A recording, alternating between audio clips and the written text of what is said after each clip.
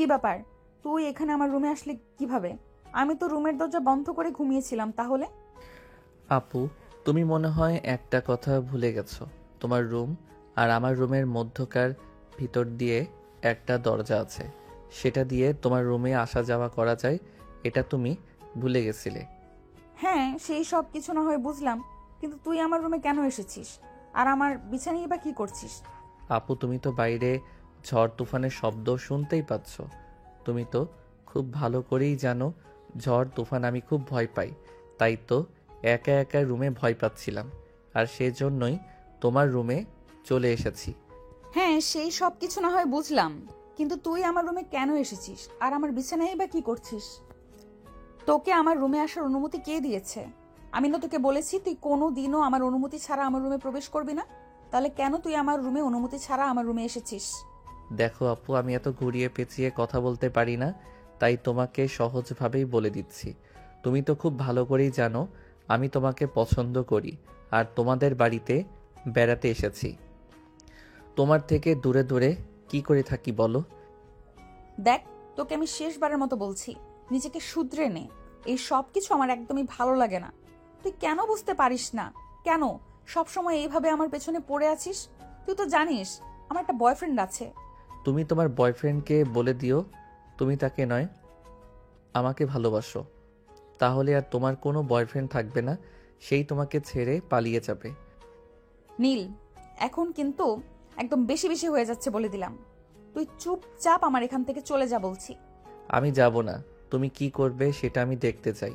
আমি এখানে তোমার সঙ্গে ঘুমাতে এসেছি, তাহলে আমি কেন চলে যাব? তোমার যা ইচ্ছে তাই করতে পারো।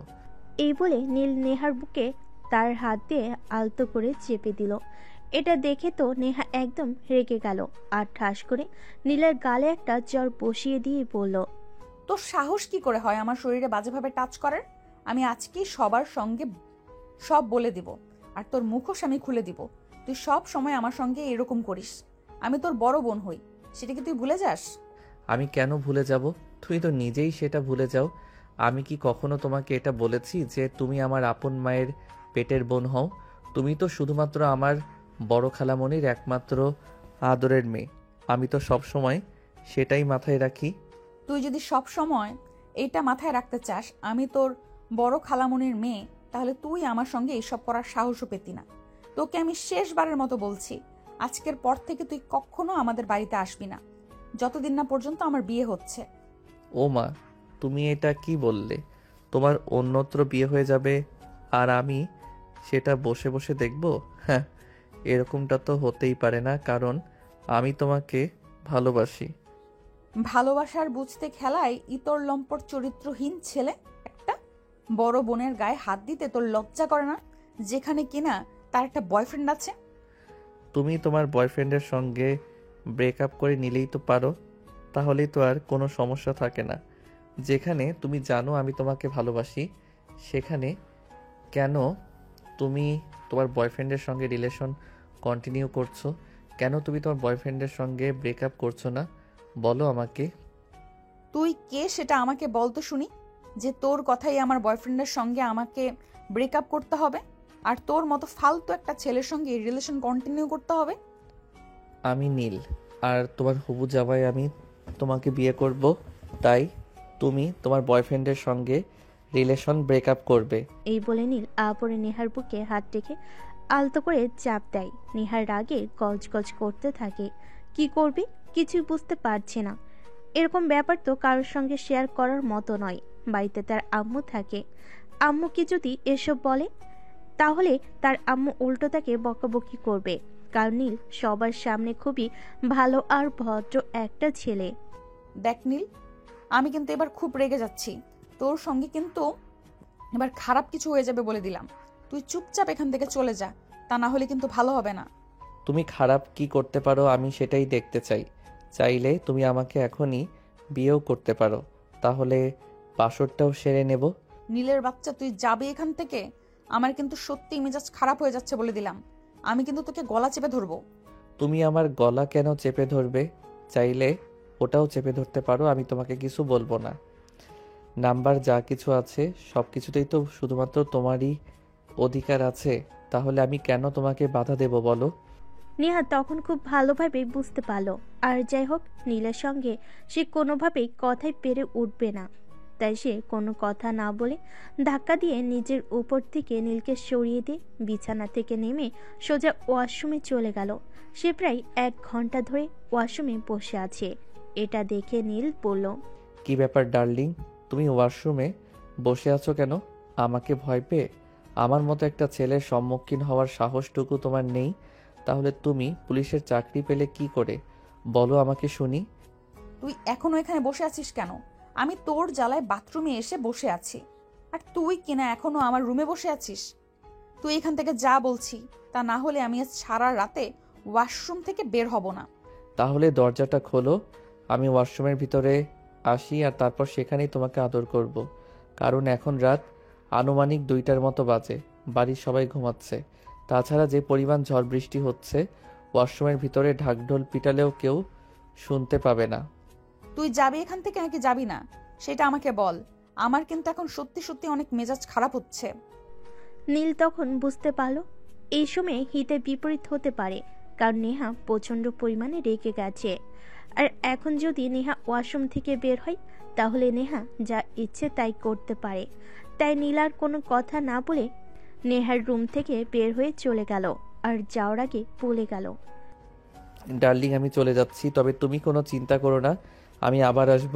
এখন শুয়ে ঘুমিয়ে পড়ো, সকালে তো তোমার ডিউটি আছে, ডিউটিতে যেতে হবে। এই বলে নীল সেখান থেকে বের হয়ে সোজা নিজের রুমে চলে গেল আর ঘুমিয়ে পড়ল। অপরদিকে নেহা আরও 10 মিনিট পর ওয়াশরুম থেকে বের হলো। নীল রুম থেকে চলে গিয়েছে কিনা এটা শিওর হচ্ছিল। তারপর বিছানায় শুয়ে ঘুমিয়ে পড়ল।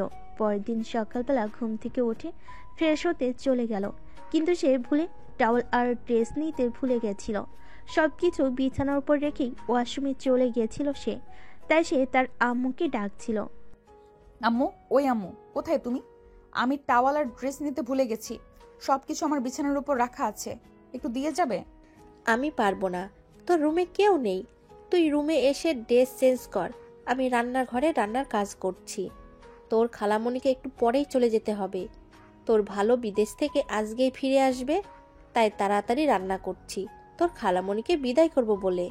আম্মু, আমি জামা কাপড় সব খুলে নিয়েছি, এখন ওয়াশরুম থেকে বের হতে পারবো না। প্লিজ তুমি আমার জামা কাপড়গুলো আমার হাতে দিয়ে যাও, তাহলেই হবে। কিন্তু সেই কথাগুলো নেহার আম্মুর কান পর্যন্ত পৌঁছালো না। তিনি কাজে এতটাই ব্যস্ত ছিলেন যে নেহার এই কথাগুলো আর শুনতে পেলেন না। তিনি রান্নায় মন দিয়ে রান্না করতে থাকেন। এদিকে নেহা চেঁচামেচি করেই যাচ্ছিল, কিন্তু কোনো সারা শব্দ পাচ্ছিল না। ঠিক তখনই নীল রুম থেকে বের হয়ে নেহার রুমের সামনে দিয়েই নিচে যাচ্ছিল, আর এই কথাগুলো শুনতে পেল। তাই সে নিজেই নেহার জামা কাপড়গুলো নিয়ে ওয়াশরুমের সামনে যায় আর নেহাকে হাত বাড়াতে বলে, ডার্লিং, খালামণি কাজ করছে, এই নাও, আমি তোমার টাওয়েল আর ড্রেস নিয়ে এসেছি, দরজাটা খুলে এগুলো নাও। তুই কেন এখানে এসেছিস? আমি জানি তোর মনে কোনো কুমতলব আছে। আমি তোর কাছ থেকে ড্রেস নেব না। তুই এখান থেকে চলে যা, আর আম্মুকে গিয়ে বল আমার ড্রেসগুলো দিয়ে যেতে। তা না হলে তুই এগুলো এখানেই রেখে রুম থেকে বের হয়ে যা। নীলের মনে আসলেই কুমতলব ঘুরছিল, তাই সে এখান থেকে সরে না গিয়ে নেহাকে বলে, আচ্ছা ডার্লিং, ঠিক আছে, কোনো সমস্যা নেই। তুমি যখন আমাকে বিশ্বাস করতে পারছো না, তাহলে এই যে আমি তোমার ড্রেস আর টাওয়েল এখানে রেখে চলে যাচ্ছি। আচ্ছা ঠিক আছে, তুই এখান থেকে চলে যা, আর যাওয়ার সময় দরজাটা বন্ধ করে দিয়ে যাবি। নীল তখন রুমের ভেতর থেকে দরজাটা ভিতর দিয়ে লাগিয়ে দিল। নেহা মনে মনে ভাবল নীল হয়তো এখান থেকে চলে গেছে, তাই সে ওয়াশরুমের দরজা খুলে তার ড্রেস আর টাওয়াল নিতেই চাইছিল। তখনই ড্রেস আর টাওয়াল হাতে নিয়ে নীল ওয়াশরুমের ভেতর ঢুকে পড়ে। এটা দেখে নেহা এক চিৎকার দিতে যাবে, তখনই নীল তার মুখ চেপে ধরে আর বলতে থাকে, চুপ, একদম চিৎকার করবে না। তোমাকে কাপড়বিহীন শরীরে কেমন লাগে সেটা দেখার আমার অনেক দিনের ইচ্ছে, তাই তো সুযোগটাকে হাতছাড়া করলাম না। ওয়াও, তোমাকে তো হেব্বি লাগছে। হায় আল্লাহ, এটা তুই কি করলি? তুই তো আমার সবকিছুই দেখে নিলি, এখন আমি আমার বয়ফ্রেন্ডকে কি জবাব দিব? আমি তো তোমার হবু স্বামী, তাহলে বয়ফ্রেন্ডকে জবাব দেওয়ার কি আছে? তোমাকে দেখতে ইচ্ছে করছিল তাই দেখে নিলাম। তবে যাই বলো না কেন, তোমার বডির প্রত্যেকটা পার্ট কিন্তু জাস্ট ওয়াও। এই বলে নেহার ভেজা শরীরকে নীল টান দিয়ে নিজের সঙ্গে মিশিয়ে দিল, আর নেহার ঠোঁটের সঙ্গে নিজের ঠোঁট দুটো জুড়ে দিল ইচ্ছে মতো। নেহার দুই ঠোঁটে সে কিস করতে লাগলো, আর নেহার সারা শরীরে তার হাত দিয়ে টাচ করতে থাকলো। পরিপূর্ণ বয়সে দুজন যুবক যুবতী একই সঙ্গে রয়েছে, তখন তো আর কেউ কারোর থেকে নিজেকে দূরে রাখার মতো কোনো কারণ নিশ্চয়ই খুঁজে পায় না। নীল নেহাকে নিজের করে কাছে পাবার জন্য নেহাকে নিজের কাছে টেনে নিচ্ছিল, আর নেহা ও নীলের ভালোবাসা পেয়ে এতটাই বিমোহিত হয়ে পড়েছিল যে নিজেকে আর ধরে রাখতে পারল না। সেও নিজেকে নীলের কাছে সঁপে দিতে বাধ্য হলো। দুজনে এমন পর্যায়ে চলে গেছিল যে আর দুজন থেকে কেউই কাউকে আটকে রাখতে পারছিল না। কিন্তু তখনই হঠাৎ নীল নেহাকে ছেড়ে দেয় আর বলে, সরি প্রিয়তমা, সব কিছুর জন্য সরি। আসলে তোমাকে খোলামেলা দেখবার খুব ইচ্ছে ছিল, তাই ওয়াশরুমে ঢুকে পড়েছিলাম। আর তোমাকে এই অবস্থায় দেখে কোনোভাবেই নিজেকে সামলাতে পারছিলাম না। তুই এক্ষুনি আমার চোখের সামনে থেকে দূর হ। আমি তোর চেহারাটাও দেখতে চাইছি না। তুই আমার নিজের আপন খালাতো ভাই হয়ে আমার এত বড় সর্বনাশ করবি, এটা আমি কোনোদিনও ভাবতে পারিনি। তুমি আমাকে একা কেন দোষ দিচ্ছ? এখানে তোমার কোনো দোষ নেই। তুমি কি একবারও আমার থেকে নিজেকে ছাড়িয়ে নেওয়ার চেষ্টা করেছো? তোর মতো রোমান্টিকভাবে যদি কেউ টাচ করতে থাকে, তাহলে কি তাকে দূরে সরিয়ে দেওয়ার মতো ক্ষমতা আমার মতো দুগ্ধ পোষা বালিকার আছে? আমি লোহা, আমি তো চুম্বককে আকর্ষণ করব, এটাই স্বাভাবিক। যাই হোক, তোমার অফিসের টাইম হয়ে গেছে, যাও এখন, নেক্সট টাইম কথা হবে। এই বলে নীল ওয়াশরুম থেকে বের হয়ে চলে আসলো, আর অপরদিকে নেহা নিজের ড্রেস চেঞ্জ করে রুমে চলে আসে, আর তারপর অফিসে যাওয়ার জন্য তৈরি হয়ে নেয়। তারপর নাস্তা করার জন্য নিচে আসে এবং টেবিলে বসে। সবাই তখন একসঙ্গে বসে নাস্তা করছে। তখনই নেহার আম্মু নীলের শার্টের উপর চোখ পড়ে, আর সে নীলকে বলে, কি ব্যাপার নীল, তোমার শার্টটা ভেজা কেন? এই তো খালামণি, সকালবেলা যখন ফ্রেশ হতে ওয়াশরুমে গিয়েছিলাম তখন স্লিপ খেয়ে পড়ে গেছিলাম, তাই শার্ট ভিজে গেছে। বুঝলাম, কিন্তু এই ভেজা কাপড়ে থাকলে তো তোমার ঠান্ডা লাগতে পারে। তাহলে তুমি ড্রেস চেঞ্জ করোনি কেন? এক্ষুনি রুমে যাও আর ড্রেস চেঞ্জ করে তারপর খেতে এসো। খালামণি, সেটার কোনো প্রয়োজন হবে না। আমার এখন ড্রেস চেঞ্জ করার কোনো প্রয়োজন নেই। এই তো অল্প একটু ভিজে গেছে, এক্ষুনি শুকিয়ে যাবে। এই বলে নীল খাবার খাওয়া শুরু করলো, আর নেহার পায়ে তার পা দিয়ে খামচি দিয়ে এসাই কিছু একটা বোঝাতে চাইল, কিন্তু নেহা সেদিকে কোনো নজর না দিয়ে নিজের নাস্তা শেষ করলো এবং বাসা থেকে বের হয়ে ডিউটিতে চলে গেল। অপরদিকে নীলের আম্মু ঢাকা থেকে চট্টগ্রামে চলে যাবে, কারণ আজ নীলের বাবা বিদেশ থেকে আসছে। তিনি একটা কাজের জন্য দেশের বাইরে গিয়েছিলেন। কাজ শেষ করে তিনি আজকেই বাংলাদেশে ফিরে আসছেন। নীল খাওয়া দাওয়া শেষ করে নিজের রুমে এসে বসে রইল। তখনই হঠাৎ তার ফোনে ছোট্ট একটা মেসেজ পেল। আজ যা করেছিস তা কিন্তু একদম বেশি হয়ে গেছে। আশা করি আজকের পর তুই কখনোই এমন করবি না, তাহলে কিন্তু তুই জানিস না আমি তোর সঙ্গে কি করব। এসব মেসেজের কোনো তোয়াক্কা না করে নীল তাই সে পরবর্তীতে আবার নেহাকে মেসেজ করে আর উল্টা জবাব দেয়। আজ যা হয়েছে পরবর্তীতে সেগুলো হতেই থাকবে। আমি তোমার কোনো কথাই শুনবো না, কারণ আমি তো তোমাকে বলেই দিয়েছি তোমাকে আমি আমার করে পেতে চাই। নেহা তখন তার মেসেজে আর কোনো রিপ্লাই দিল না। সেদিন বিকেলবেলা যখন নেহা বাসায় ফিরে আসলো, তখন নীল নেহার রুমে নেহার জন্য অপেক্ষা করছিল। নেহার রুমে এসে নীলকে দেখতে পেয়ে অনেকটা চটে গেল আর বলল, তুই এই সময়ে আমার রুমে কি করছিস? তোকে না বলেছি তুই কখনোই আমার রুমে আসবি না? তাহলে তুই কেন আমার কথা শুনিস না কেন? বারবার আমি না করার পরও আমার রুমে আসিস। আমি আমার বউয়ের রুমে আসি, তাহলে এখানে আমি অন্য কারো কোনো বাধা কেন শুনতে যাব? আমার বউয়ের রুমে আমি যখন ইচ্ছে তখন আসতেই পারি। আর এতে যদি কারোর কোনো আপত্তি থাকে তাহলে সে এই রুমে আসা বন্ধ করে দিক, তাহলেই তো সমস্যা মিটে যায়। লিসেন মিস্টার, তুই এটা ভুলে যাবি না, এটা আমার রুম আর পুরো বাড়িটাই আমার, কারণ আমি আমার বাবার একমাত্র মেয়ে। তাই আমার বাবার যত স্থাবর অস্থাবর সম্পত্তি আছে সবকিছুই কিন্তু আমার। হ্যাঁ, এবং আমি তার একমাত্র আদরের জামাই। তার পরবর্তীতে এই সকল সম্পত্তির একমাত্র উত্তরাধিকারী আমি। তাহলে আমি কেন কারোর কোনো কথাকে তোয়াক্কা করতে যাব। আমার মেজাজ খারাপ করিস না, এখনই রুম থেকে বের হবি বলছি। আমি ড্রেস চেঞ্জ করব আজকে। এমনিতেই অফিসে একটা বিষয় নিয়ে খুব ঝামেলায় পড়েছিলাম, মেজাজ খারাপ আছে। ও বেবি, তুমি অফিসে কোন কাজ নিয়ে ঝামেলায় ছিলে আর তার জন্য তুমি আমাকে মেজাজ দেখাচ্ছ? কিন্তু কেন? আমি তোমার হবু জামাই, আর জামাইকে ভালোবেসে কথা বলতে হয়। তোর ভালোবাসার গুষ্টি কিলাই, তুই এক্ষুনি এখান থেকে যা, তা না হলে কিন্তু আমি তোর মাথাটা ফাটিয়ে ফেলবো বলে দিলাম। তাদের দুজনের চিৎকার শুনে নেহার আম্মু উপরে আসেন আর তাদেরকে বলেন, কি ব্যাপার, কি হয়েছে? তোরা দুজনে এভাবে চেঁচামেচি করছিস কেন? আন্টি, আমি আপুকে বললাম আজ বিকেলে আমাকে নিয়ে একটু ঘুরতে যেতে, কিন্তু আপু আমাকে নিয়ে যাবে না বলছে, তাই। কি রে নেহা, তুই সব সময় এরকম করিস কেন? ছেলেটা আমাদের এখানে কয়েকদিনের জন্য ঘুরতে এসেছে, তুই ছেলেটাকে নিয়ে একটু ঘুরতে যাবি, সেটাও তুই পারবি না? না, আমি পারবো না, আর পারার মতো কোনো কারণও খুঁজে পাচ্ছি না। কারণ আমি সারাদিন অফিস করে আসি, সেখানে আমাকে বিভিন্ন বিষয় হ্যান্ডেল করতে হয়, সবকিছু আমার মাথার উপর দিয়ে যায়। তাই আমারও প্রয়োজন আছে নিজের মাথাটাকে একটু সুস্থ রাখবার। আমি কেন তোর এই উগান্ডারের বংশধর ভাগ্নেকে নিয়ে ঘুরতে যাব আর নিজের মাথাটাকে খারাপ করতে যাব? দেখ নেহা, এখন কিন্তু একদম বেশি বাড়াবাড়ি হয়ে যাচ্ছে বলে দিলাম। তুই উগান্ডারের বংশধর কাকে বলছিস? তুই কত ভালো বংশের মেয়ে সেটা কি আমার জানা নেই? তোকে শেষবারের মতো বলে দিচ্ছি, আমার ভাগ্নের সঙ্গে একদম খারাপ আচরণ করবি না, তাহলে কিন্তু আমার চাইতে খারাপ কেউ হবে না, বলে দিলাম। তোমার যা ইচ্ছে তুমি তাই করতে পারো, তাতে আমার বিন্দু মাত্র মাথা ব্যথা নেই। কিন্তু এই উগান্ডারের বংশধরকে আমি কোথাও নিয়ে যেতে পারবো না, এটাই আমার শেষ কথা। এই বলে নেহা আলমারি থেকে নিজের কাপড় চোপড় বের করে সোজা ওয়াশরুমে ঢুকে গেল।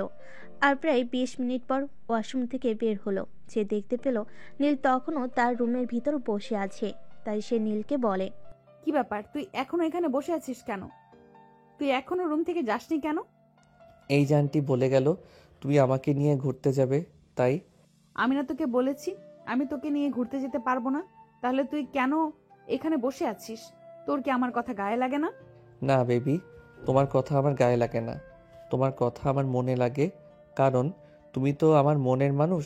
তোমার সব কথা আমি আমার মনের ভিতর গেঁথে রাখি। নির্লজ্জ বেহায়া একটা। এই যে এত কথা বলি তারপরও কোনো লাজ লজ্জা নেই। আমার কেন লাজ লজ্জা থাকতে যাবে? আমি কি কাপড় ছাড়া তোমার সামনে দাঁড়িয়ে আছি নাকি? তাছাড়া লজ্জা হলো মেয়েদের ভূষণ, ছেলেদের নয়। আমার কেন লজ্জা করবে? তুমি নিজেই সেটা বলো। তোর সঙ্গে কথা বলাই অনর্থক, তোর সঙ্গে কথা বলার কোনো যুক্তিই হয় না। এই কথা বলে নেহার রুম থেকে বের হয়ে কিচেনে চলে গেল আর খাবার গরম করে নিজের খাবারটা খেয়ে নিল। তারপর রুমে এসে শুয়ে পড়ল।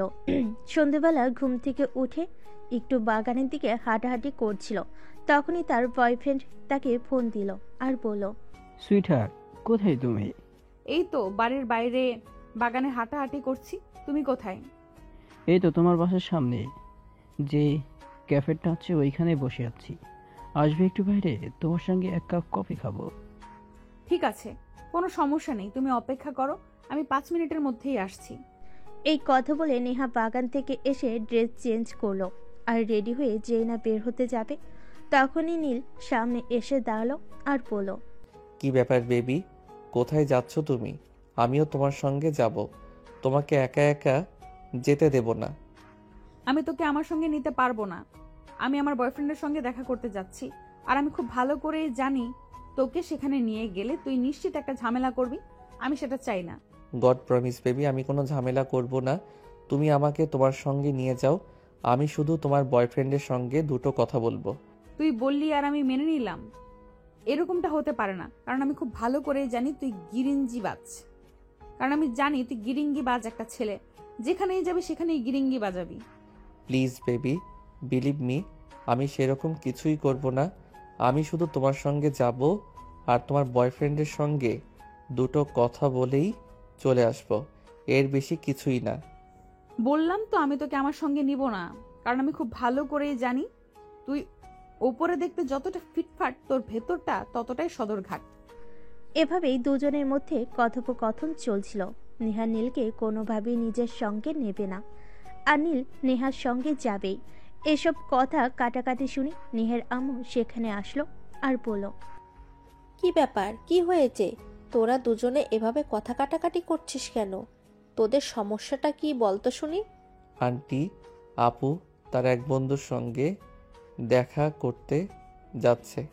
আমি বললাম আমাকে সঙ্গে নিয়ে যেতে, কিন্তু সে আমাকে সঙ্গে নিতে রাজি হচ্ছে না।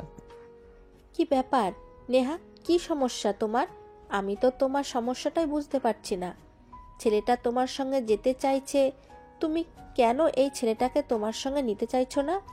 এর কারণ একটাই, আমি এই ছেলেটাকে আমার সঙ্গে নিয়ে গেলে আমি নিশ্চিত ও ওখানে একটা ঝামেলা বাঁধাবে, আর আমি সেটা চাই না। আমি কোনো কথা শুনতে চাই না। তুমি নীলকে তোমার সঙ্গে নিয়ে যাবে, এটাই জানি। তোর কি মাথা খারাপ হয়ে গেছে?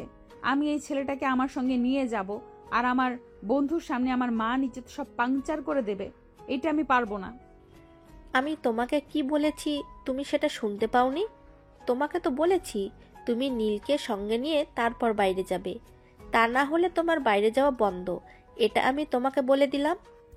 আল্লাহ, এটা আমি কোন ঝামেলায় পড়লাম সেটাই বুঝতে পারছি না। ঠিক আছে, আয় আমার সঙ্গে, কিন্তু খবরদার একটা কথা বলে দিচ্ছি, ওখানে গিয়ে কিন্তু কোনো রকম সিনক্রেট করবি না, তাহলে কিন্তু খারাপ হবে, বলে দিলাম। আমি তো সবসময়ই ভালো একটা ছেলে, আমি কি কখনো কোনো সিন ক্রিয়েট করতে পারি? আই প্রমিসড আমি কোনো সিন ক্রিয়েট করব না, তুমি শুধু তোমার সঙ্গে আমাকে নিয়ে যাও। অতঃপর নীল আর নেহা দুজনেই একসঙ্গে বাসা থেকে বের হলো। আর তারপর পায়ে হেঁটে হেঁটে ওরা ক্যাফেতে চলে আসলো। আসলে ক্যাফেটা নেহার বাসা থেকে মাত্র 2 মিনিটের দূরত্বে ছিল, তাই তারা হেঁটে হেঁটে চলে আসলো। ক্যাফেতে এসে নেহা তার বয়ফ্রেন্ডের সঙ্গে গিয়ে বসলো আর নীলকে অপর পাশের চেয়ারে বসতে বলল। সেটা দেখে নীল বলল, কি ব্যাপার বেবি, তুমি আমার গার্লফ্রেন্ড, তুমি আমার পাশে বসবে, তুমি কেন ওই ছেলেটার পাশে গিয়ে বসেছো? তুমি ওইখান থেকে উঠে আমার পাশে এসে বসো। দেখ নীল, এখন কিন্তু একদম বেশি বাড়াবাড়ি হয়ে যাচ্ছে। আমি তোকে আগেই বলেছিলাম আমি তোকে এখানে নিয়ে আসবো না, কিন্তু তারপরেও তুই জোর করে এখানে এসেছিস। কি ঝামেলা পাকানোর জন্য? তখন নীল কিছু একটা বলতে চাইছিল, কিন্তু হৃদয় সেটার সুযোগ না দিয়ে বলল, কি ব্যাপার বেবি, এই ছেলেটা কে? আর একে কেন এখানে নিয়ে এসেছো? আমরা এখানে কথা বলার জন্য এসেছি, এটাকে কেন কাবাবের হাড্ডি বানানোর জন্য এনেছো? আর বলো না বিবি, আমি আনতে চাইনি, এই উগান্ডারের বংশধর জোর করে আমার সঙ্গে চলে এসেছে। জানু, এখন কিন্তু একদম বেশি বেশি হয়ে যাচ্ছে, বলে দিলাম। তুমি আমাকে তোমার বন্ধুর সামনে অপমান করতে পারো না। হাজার হোক আমি তোমার হবু হাজবেন্ড বলে কথা, তোমার সঙ্গে আমার বিয়ে হবে, আর নিজের হাজবেন্ডকে কেউ বন্ধুর সামনে এভাবে অপমান করে, এটা আমার জানা ছিল না। নীলের বাচ্চা, আমি তোর 2টা পায়ে ধরি, এখন দয়া করে তোর মুখটা বন্ধ কর। আমি তোর এইসব পাগলামো পাগলামো কথাবার্তা আর নিতে পারছি না, দয়া করে তোর মুখটা বন্ধ কর। ঠিক আছে বেবি, আমি আর কোনো কথা বলবো না, কিন্তু তুমি ওই ছেলেটার সঙ্গে না বসে আমার পাশে এসে বসো। ঠিক আছে বেবি, আমি আর কোনো কথা বলবো না, কিন্তু তুমি ওই ছেলেটার সঙ্গে না বসে আমার পাশে এসে বসো, কারণ তুমি আমার হবু স্ত্রী, আর তুমি আমার সামনে অন্য একটা ছেলের সঙ্গে বসবে, এটা আমি মেনে নিতে পারবো না। দেখ নীল, এখন কিন্তু বেশি বাড়াবাড়ি হয়ে যাচ্ছে। আমি বলছি তুই এখান থেকে চলে যা, তা না হলে কিন্তু তোর সঙ্গে খারাপ কিছু হয়ে যাবে, যেটা তুই কল্পনাও করতে পারবি না। আমি বুঝতে পারছি না নেহা, তুমি এই পাগলামার্কা ছেলেটাকে কোথা থেকে ধরে নিয়ে এসেছো? আমি তোমার সঙ্গে দেখা করে কথা বলতে চেয়েছি, আর সেখানে তুমি একটা কাবাবের হাড্ডি জুটিয়ে এনেছো। প্লিজ হৃদয়, তুমি রাগ করো না, আমি এটাকে আনতে চাইনি। সে নিজেই জোর করে আমার সঙ্গে চলে এসেছে। আমি 1000 বার বলেছি এখানে এসে কোনো ঝামেলা করা চলবে না, কিন্তু তারপরেও সে এটাই করছে। আমি কি করব বলো? না, এখানে তুমি কি করবে? তোমার তো কিছুই করার নেই। তুমি এটাকে কেন ধরে নিচ্ছ সেটাই আমাকে বল। আমি কতবার তোমাকে বলেছি, যখন তুমি আর আমি দেখা করবো তখন যেন আমাদের সঙ্গে অন্য কেউ না থাকে। হ্যাঁ, আমি এই জন্যই এসেছি, যেন আজকের পর থেকে আর আমার বউয়ের সঙ্গে আপনি দেখা করতে না আসেন, সেটাই বলতে এসেছি আপনাকে। কারণ বউকে ভালোবাসার অধিকার শুধু আমারই রয়েছে। আমি চাই না আমার বউকে অন্য কেউ ভালোবাসুক। নেহা, আমি বুঝতে পারছি না এই ছেলেটা এসব কি বলতেছে। আমি তোমাকে বিয়ে করব বলে ঠিক করে রেখেছি অলরেডি। আমি আমার ফ্যামিলিতে জানিয়েছি, তারা বলেছে কিছুদিনের মধ্যে তোমার আম্মুর সঙ্গে দেখা করে কথা বলবে। এই তুমিও না একদম যা ইচ্ছে তাই। এই পাগল মার কাছে এইটার কথাই তুমি বিশ্বাস করে ফেলেছে। এ তো উল্টাপাল্টা বকছে, এর মাথা ঠিক নেই। তুমি কেন এর কথা বিশ্বাস করছো? দেখাবো। তুমি আর যাই হোক সবার সামনে আমাকে পাগল প্রমাণিত করতে যেও না, তাহলে কিন্তু তুমি নিজেই পাগল হয়ে যাবে। কারণ আমি তোমার হবু হাজবেন্ড, আর হবু হাজবেন্ডকে কেউ সবার সামনে এভাবে ছোট করে কথা বলে না। তোর হাজবেন্ডের গুষ্টি কিলাই, তুই এক্ষুনি আমার চোখের সামনে থেকে দূর হ, না হলে কিন্তু খুব খারাপ হবে, আমি তোকে বলে দিলাম। কিন্তু কে শোনে কার কথা? নীল তার মতো বকবক করেই চলেছে। অপরদিকে হৃদয় নীলের এসব কথাবার্তা শুনে সেখান থেকে উঠে চলে গেল। এটা দেখে নেহা প্রচণ্ড ক্ষেপে গেল এবং নীলের কানে নিচে ঠাস ঠাস করে দুইটা বসিয়ে দিয়ে বলতে লাগলো, সব সময় আমার সবকিছুতেই তোর নাক গলানো চাই, তাই না? এবার বল তোর কেমন লেগেছে? তোর কারণে আমার বয়ফ্রেন্ডের রাগ করে চলে গেছে। তুই তো এটাই চাইছিলি। এবার নিশ্চয়ই খুব খুশি হয়েছিস, তাই না? হ্যাঁ বেবি, অবশ্যই আমি অনেক খুশি হয়েছি। ছেলেটা তোমাকে ছেড়ে চলে গেছে, এর চাইতে খুশির খবর আমার কাছে আর কিছু হতে পারে নাকি? এবার তুমি ওই ছেলেটাকে সরাসরি বলে দেবে তুমি ওর সঙ্গে কোনো সম্পর্ক রাখবে না, তুমি আমাকে বিয়ে করতে চলেছ। শোন, আমার মাথা অতটাও খারাপ হয়ে যায়নি যে তোর মতো ফাজিলের বংশধর মার্কা ছেলেকে আমি বিয়ে করতে যাব। তুই যত দ্রুত সম্ভব আমাদের বাড়ি থেকে চলে যাবি, এটাই তোর জন্য বেটার অপশন। আর একটা কথা তোকে মনে করিয়ে দিচ্ছি, তুই কিন্তু ভুলে যাস না আমি পুলিশের এসপি। আমি কেন সেটা ভুলে যাব? তুমি পুলিশের এসপি, আমি সেটা খুব ভালো করেই জানি। আর আমি আবার বন্ধুদের সঙ্গে খুব গল্প করে বলি আমার হবু বউ পুলিশের এসপিতে চাকরি করে। হ্যাঁ, আমিও তোকে সেটাই মনে করিয়ে দিতে চাইছি। আমার সঙ্গে বেশি বাড়াবাড়ি করলে কিন্তু জেলের ঘানি টানিয়ে যাওয়ার কথাটা মনে রাখিস। ওকে ডার্লিং, কোনো প্রবলেম নেই। তোমাকে ভালোবাসার অপরাধে যদি আমাকে জেলের ঘানি টানতে হয় তাতেও আমার কোনো আপত্তি নেই। আমি হাসতে হাসতে তোমার জন্য ফাঁসির রশি গলায় ঝুলাতেও রাজি আছি। আমি মরে গেলেও এটা তো অন্তত বলতে পারবো যে আমি আমার ভালোবাসার মানুষটার জন্য মরে গেছি।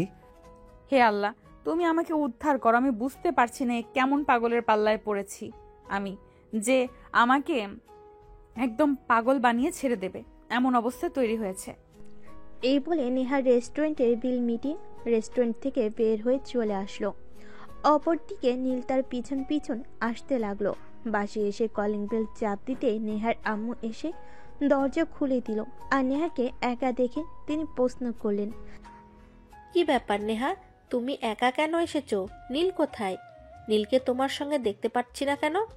দেখো আম্মু, তোমাকে আমি শেষবারের মতো বলে দিচ্ছি, এই ছেলেটাকে আমাদের বাড়ি থেকে বিদায় করো। আমি এই ছেলেটাকে আর জাস্ট সহ্য করতে পারছি না। আমার সব বিষয়ে তাকে কেন নাক গলাতে হবে? আমার কি এই বাড়িতে পার্সোনালিটি বলতে কোনো কিছু নেই নাকি? সব কিছুই আছে, কিন্তু তুমি এটা ভুলে যেও না, সে আমার একমাত্র বোনের একমাত্র আদরের ছেলে। তোমার চাইতে তার প্রায়োরিটি এই বাড়িতে অনেক বেশি। সো এই কথাটা তুমি সব সময় মাথায় রাখবে। আর ওর ব্যাপারে কখনোই আমার কাছে নালিশ জানাতে আসবে না। ওকে ঠিক আছে, আমি এই ব্যাপারে আর কখনোই তোমাকে কিচ্ছু বলবো না। তবে একটা কথা তুমি খুব ভালোভাবে মাথায় ঢুকিয়ে নাও, এই ছেলেটা যতদিন এই বাড়িতে থাকবে ততদিন আমি এই বাড়িতে থাকবো না। আমি আজকেই বাসা থেকে বের হয়ে যাচ্ছি। হোস্টেলের কথা বলে এসেছি, আমি ওখানেই থাকবো আর ওখান থেকেই জব করব। এটা কিন্তু একদম বেশি বাড়াবাড়ি হয়ে যাচ্ছে। তুমি এরকমটা করবে না। আমি কিন্তু তোমার আব্বুর সঙ্গে সব বলে দেব। আর এসব কথা যে তোমার আব্বু অ্যালাউ করবে না সেটা কিন্তু তুমি খুব ভালো করেই জানো। তুমি বড় হয়েছো, সেটা ভালো কথা, কিন্তু তাই বলে এই নয় যে তুমি যা ইচ্ছে তাই করতে পারবে। কেন করতে পারবো না? আমি বড় হয়েছি, আমার ব্যাপারে সিদ্ধান্ত নেওয়ার অধিকার আমার আছে। তাহলে কেন তোমরা আমাকে সে সব কিছু থেকে বাধা দিচ্ছ? কেন এই ছেলেটাকে আমাদের বাড়ি থেকে বের করে দিচ্ছ? না বুঝতে পারছো না? আমি এটাকে যে সহ্য করতে পারছি না। বিদায় করো এই আপদটাকে এখান থেকে। না, তুমি তোমার মুখটা বন্ধ করো আর চুপচাপ নিজের রুমে চলে যাও। আমি এ ব্যাপারে তোমার কাছ থেকে আর কোনো কথা শুনতে চাইছি না। নীল যতদিন মন চায় এই বাড়িতেই থাকবে। এ ব্যাপারে আমি তোমার কোনো মতামত গ্রহণ করব না। নেহা তখন আর কোনো উপায়ন্তর না পেয়ে সোজা নিজের রুমে চলে গেল আর দরজা বন্ধ করে দিয়ে বিছানায় শুয়ে রইল। তার কিছুক্ষণ পর নীল বাসায় আসলো। নীল বাসায় আসতেই নেহার আম্মু তাকে জিজ্ঞাসা করলো, কি ব্যাপার নীল, কি হয়েছে? তুমি কি নেহাকে কিছু বলেছিলে যে কারণে নেহা এভাবে রেগে গিয়েছে? খালামণি, তুমিও না, আমি একটু ফাইজলামো করছিলাম আর তার জন্য নেহা আপু এভাবে রেগে গেছে। এটা তো আমি ভাবতেই পারিনি সে আমাকে ছোট ভাই হিসেবে মেনে নিতেও পারে না। কেন এরকম করে বলবে আমাকে? হ্যাঁ, আমি সেটা বুঝতে পেরেছি। আসলে আমার মেয়েটা ইদানিং বড্ড হিংসুটে টাইপ হয়ে গেছে। সে তার পাশে কাউকে সহ্য করতে পারে না। সব কিছু তার কাছে বিরক্ত লাগে। ঠিক আছে, তুমি কোনো চিন্তা করো না, আমি দেখছি কি করা যায়। আমি এ ব্যাপারে নেহার সঙ্গে কথা বলবো।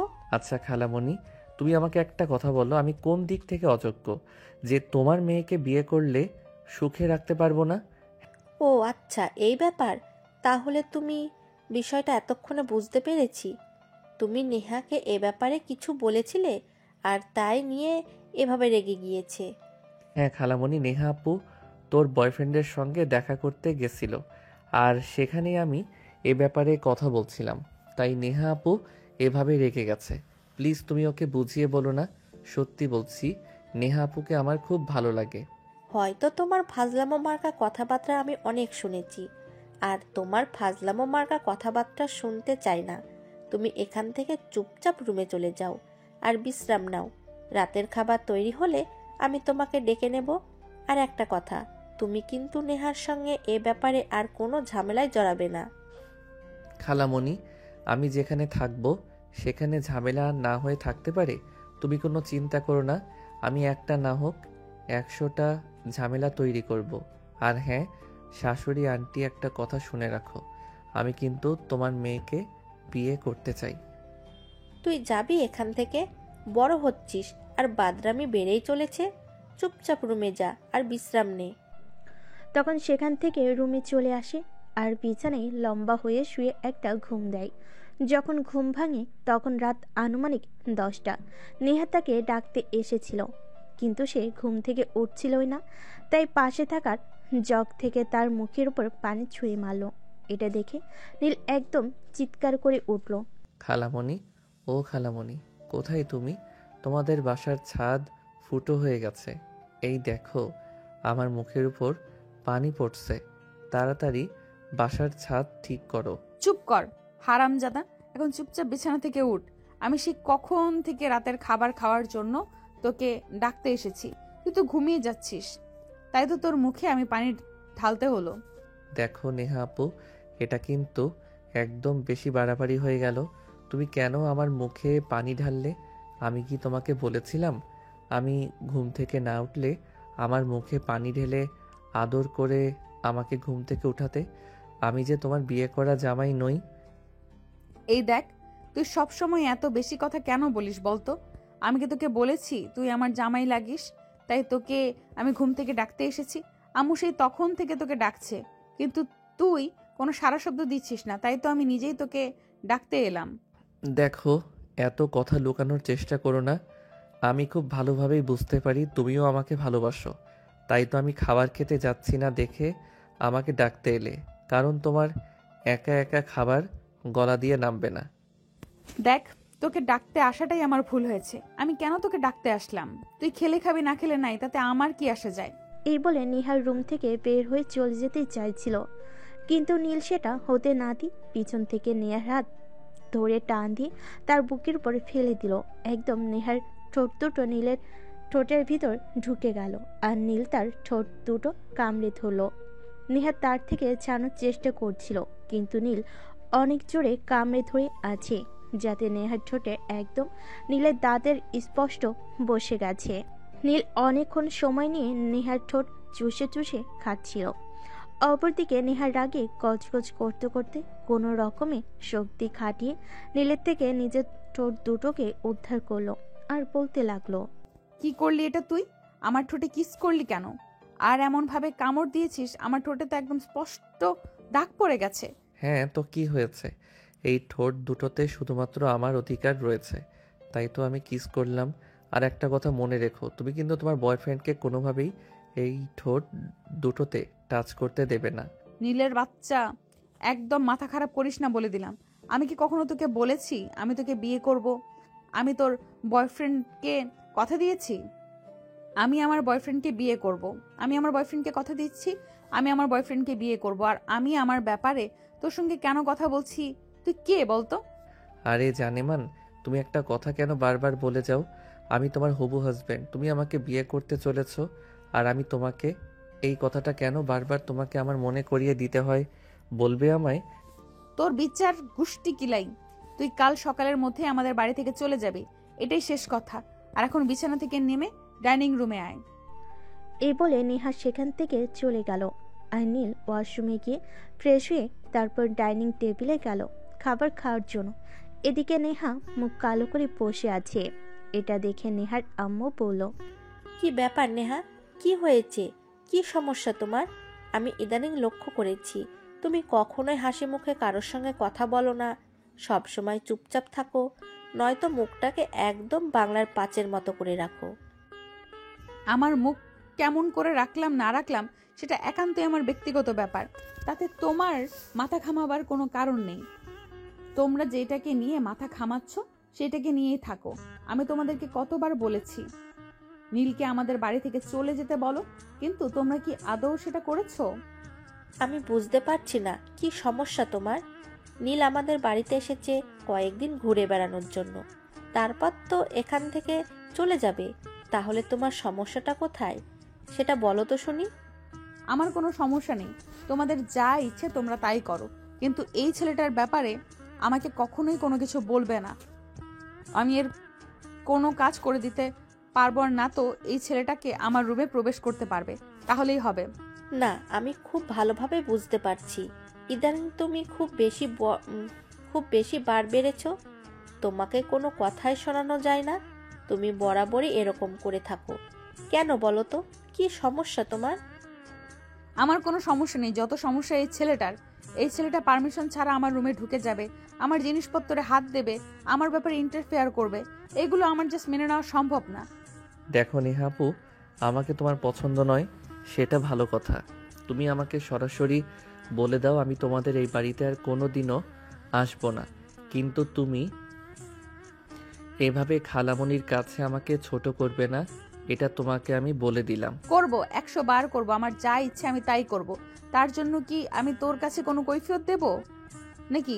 তুই কে রে আমি তোর কাছে কোনো কৈফিয়ত দিতে যাব? এরপর নেহার চিৎকার চেঁচামেচি শুরু করলো, কিন্তু নীল তার কথার কোনো উত্তর দিল না। কারণ এখানে নেহার আম্মু দাঁড়িয়ে আছে, কথা বলতে গেলেই ধরা পড়ে যাবে।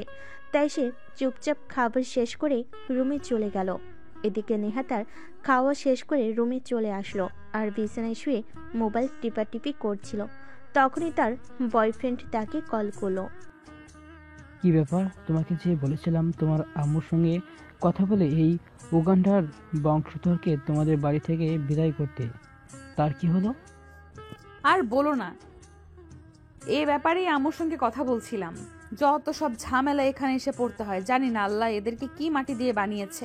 এত অপমান করার পরও এখানেই থেকে যাচ্ছে। আমি তোমার কাছ থেকে এত কথা শুনতে চাইনি। আমি শুধু শুনতে চাইছি এই ছেলেটা তোমাদের বাড়ি থেকে যাবে কি না যাবে। তা না হলে কিন্তু আমি তোমার সঙ্গে রিলেশন আর কন্টিনিউ করব না। কারণ এই ছেলেটার ব্যবহার আমি দেখেছি, সবসময় তোমার সঙ্গে গায়ে পড়ে থাকে। এগুলো আমার জাস্ট ভালো লাগে না। তুমি কি ভাবছো এগুলো আমার ভালো লাগে? আর আমি ওকে এখান থেকে তাড়ানোর জন্য কোনো কিছুই করছি না। আমি অনেক কিছুই করছি, কিন্তু আমি আমার মাকে এই ব্যাপারে বোঝাতেই পারছি না। তো আমি কি করব বলো আমাকে? আচ্ছা ঠিক আছে, আমি কোনো কথা শুনতে চাই না। আমি শুধু জানি আগামীকাল সকাল হলে এই ছেলেটা আর তোমাদের বাড়িতে থাকবে না, এখান থেকে চলে যাবে, ব্যাস এইটুকুই। এরপর হৃদয় নেহাকে আর কোনো কথা বলার সুযোগই দিল না, সোজা ফোনটা কেটে দিল। অপরদিকে নেহা মোবাইল টিপতে টিপতে ঘুমিয়ে পড়ল। পরের দিন সকালবেলা থেকে উঠে নাস্তা করে থানার উদ্দেশ্যে রওনা দিবে এমন সময় নীল তার সামনে এসে দাঁড়ালো।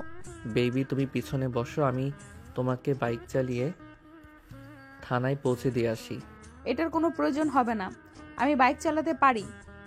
আমি সময় মতো আমার অফিসে যেতে পারবো। তোকে আমায় কোনো সাহায্য করতে হবে না। তুই তোর নিজের চরকায় তেল দে, দিয়ে কিভাবে তুই কি করবি না করবি সেটা নিয়ে চিন্তা কর। আমার পেছনে তোর কোনো টাইম ওয়েস্ট করার প্রয়োজন নেই। তুমি যে কি বলো না বেবি, আমি কেন তোমার পিছনে টাইম ওয়েস্ট করতে যাব? তুমি আমার 10টা না 5টা না একটা মাত্র হবু বউ। তোমার জন্য তো আমি এইটুকু করতেই পারি। যাও তুই পিছনে বসো, আমি তোমাকে থানায় পৌঁছে দিচ্ছি। এ বলে নীল বাইকে উঠে বসলো। নেহাও তখন কোনো উপায়ন্তর না পেয়ে নীলের পেছন উঠে বসলো, কারণ সে খুব ভালো করেই জানে নীলকে এখন যে যাই বলুক না কেন কোনো কথাই শোনাতে পারবে না। তাই নেহা আর তর্কে না গিয়ে গাড়িতে উঠে বসলো। থানায় এসে পৌঁছাতেই তাদের 20 মিনিটের সময় লাগলো। বাইক পার্ক করে নেহা থানার ভিতরে ঢুকে গেল। অপরদিকে নীল তার পিছন পিছন আসছিল, সেটা খেয়াল করেনি। নিজের কেবিনে গিয়ে বসতেই নীল তার সামনে গিয়ে দাঁড়ালো আর বলল, কি ব্যাপার বেবি, আজ প্রথমবার তোমার অফিসে আসলাম আর তুমি আমাকে একটা চা কফি পর্যন্ত অফার না করে চুপচাপ অফিসের ভিতরে চলে আসলে? এটা কি হতে পারে? তুই তো এমন কেউ নয় যে তোকে আমার অফিসে ডেকে এনে চা কফি অফার করতে হবে। আমি তোমার হবু হাজব্যান্ড। এটা তুমি কেন বারবার ভুলে যাও বলো তো? হবু হাজব্যান্ডের সঙ্গে কেউ এরকম ব্যবহার করে? তোর হাজবেন্ডের গুষ্টি কিলাই, তুই এক্ষুনি চুপচাপ এখান থেকে চলে যা, তা না হলে কিন্তু ভালো হবে না বলে দিলাম। কি করবে তুমি? তুমি আমাকে কাস্টডিতে ঢুকাবে? সেটাও করতে পারো, তাতে আমার বিন্দু মাত্র আপত্তি নেই। তোমার যা ভালো লাগে তুমি তাই করতে পারো। আচ্ছা ঠিক আছে, তবে তাই হোক, কারণ তুই কে জানি আমাকে খুব জ্বালাচ্ছিস। আমি আর তোর জ্বালাতন সহ্য করতে পারছি না। এবার এর একটা বিহিত করা প্রয়োজন। এ বলে নেহা তখনই কনস্টেবলকে ডাক দিল। কনস্টেবল, এক্ষুনি এই ছেলেটাকে কাস্টাডিতে ঢুকান, আর এর বিরুদ্ধে আমি এফআইআর করব। কিন্তু ম্যাডাম, আমার হাতে তো কোনো এফআইআর এর কাগজ নেই, তাহলে আমি কিভাবে একে কাস্টডিতে ঢুকাবো? আমি বলছি তাই ঢুকাবেন। আমি এটার এসপি, আমার কথার কি আপনার কাছে মূল্য নেই? আচ্ছা ম্যাডাম, ঠিক আছে, কোনো সমস্যা নেই, আমি এখনই এই ছেলেটাকে কাস্টডিতে ঢুকাচ্ছি। কিন্তু এরপর যদি আমাকে অন্য কোনো সমস্যায় করতে হয় তাহলে কিন্তু সেটা আপনাকে দেখতে হবে। ঠিক আছে, ওসব নিয়ে আপনাকে কোনো চিন্তা করতে হবে না। আমি এক্ষুনি এর বিরুদ্ধে এফআইআর লিখছি। আপনাকে কখনো কোনো ঝামেলায় পড়তে হবে না এই বিষয় নিয়ে। আপনি শুধু একে কাস্টাডিতে ঢুকান, বাকিটা আমি দেখছি। কনস্টেবল তখন কোনো উপায়ন্তর না পেয়ে নিলয়কে কাস্টডিতে ঢুকালো। আর এদিকে সঙ্গে সঙ্গে খবরটা নেহার আম্মুর কান পর্যন্ত পৌঁছে গেল। নেহার আম্মু খবরটা পেয়ে সঙ্গে সঙ্গে থানায় ছুটে আসলো আর নেহার গালে ঠাস করে একটা চর বসিয়ে দিয়ে বলল, কত বড় দুঃসাহস হয়েছে তোমার! আমি তো সেটাই ভাবতে পারছি না। তুমি আমার বোনের একমাত্র আদরের রাজপুত্রকে কাস্টাডিতে ঢুকিয়েছো? এত বড় দুঃসাহস তোমাকে কে দিয়েছে? আম্মু, তুমি কিন্তু ভুলে যাচ্ছ, এটা থানা। এখানে কারোর হুয়াঙ্কার চলে না। এখানে আমি যা বলবো তাই হবে। তাই কথা না বাড়িয়ে এখান থেকে চলে যাও। এই ছেলেটা আমার সঙ্গে অপরাধ করেছে, তাই আমি একে কাস্টাডিতে ঢুকিয়েছি। এখানে আমি অপরাধ দেখতে পাচ্ছি না। ও আচ্ছা, তাই নাকি? ঠিক আছে, কোনো সমস্যা নেই। এটা আপনার অধীনস্থ এলাকা হলেও বাসায় কিন্তু আমার আইন চলে, এটা আপনি ভুলে যাবেন না। ঠিক আছে, এখানে আপনি আপনার আইন দেখান, বাসায় আমি আমার আইন দেখাবো। এই বলে নেহার আম্মু সেখান থেকে চলে গেলেন। এদিকে নেহা তখনই কনস্টেবলকে ডেকে নীলকে আবারও কাস্টাডির বাইরে নিয়ে আসলেন আর বলেন, এখান থেকে বের হয়ে সোজা বাসায় চলে যাবি। আর বাসা থেকে তোর কাপড় চোপড় গুছিয়ে নিয়ে আজকে চট্টগ্রাম চলে যাবি। আমি চাই না তুই এখানে থাক। তোর জন্য আমার অনেক প্রবলেম হচ্ছে। আমি আর কোনো প্রবলেমে পড়তে চাই না। কিন্তু মহারানী, সেটা তো হবে না। আমি এখানে এসেছি আপনাকে নিয়ে যেতে। আমি তো আপনাকে ছাড়া একা একা যাব না। আপনি যদি আমার সঙ্গে যান তাহলেই আমি যেতে পারি, নয়তো আমাকে এখানেই থেকে যেতে হবে। তোর এই আশা কোনোদিনও পূর্ণ হবে না। আমি কোনোদিনও তোর সঙ্গে কোথাও যাব না। আমি আমার বয়ফ্রেন্ডকে কথা দিয়েছি, আমি আমার বয়ফ্রেন্ডকে বিয়ে করব। তাহলে আমি কেন তোর সঙ্গে যাব? তুই এসব চিন্তা ভাবনা তোর মাথা থেকে ছেড়ে ফেলে দে। আমাকে নিয়ে চিন্তা করে কোনো লাভ হবে না, কারণ তুই আমাকে কোনোদিনই পাবি না। আমি আমার বয়ফ্রেন্ডের ছিলাম, বয়ফ্রেন্ডেরই থাকবো। নীল তখন কোনো কথা না বলে সেখান থেকে বের হয়ে সোজা নেহার বয়ফ্রেন্ডের সঙ্গে দেখা করতে চলে গেল। আর সেখানে গিয়ে সে গতকাল নেহাকে কিস করেছিল, সেটা ভিডিও করে রেখেছিল, সেটা নেহার বয়ফ্রেন্ডকে দেখালো। এটা দেখে তো নেহার বয়ফ্রেন্ড একদম তেলে বেগুনে জ্বলে গেল আর বলতে লাগলো, আমার মতো ছেলের সঙ্গে ডাবল টাইম এটা কখনো আমি হতে দিব না। এরকম বেইমান মেয়ের সঙ্গে আমি কখনোই রিলেশন রাখবো না। আমি আজকেই ব্রেকআপ করব।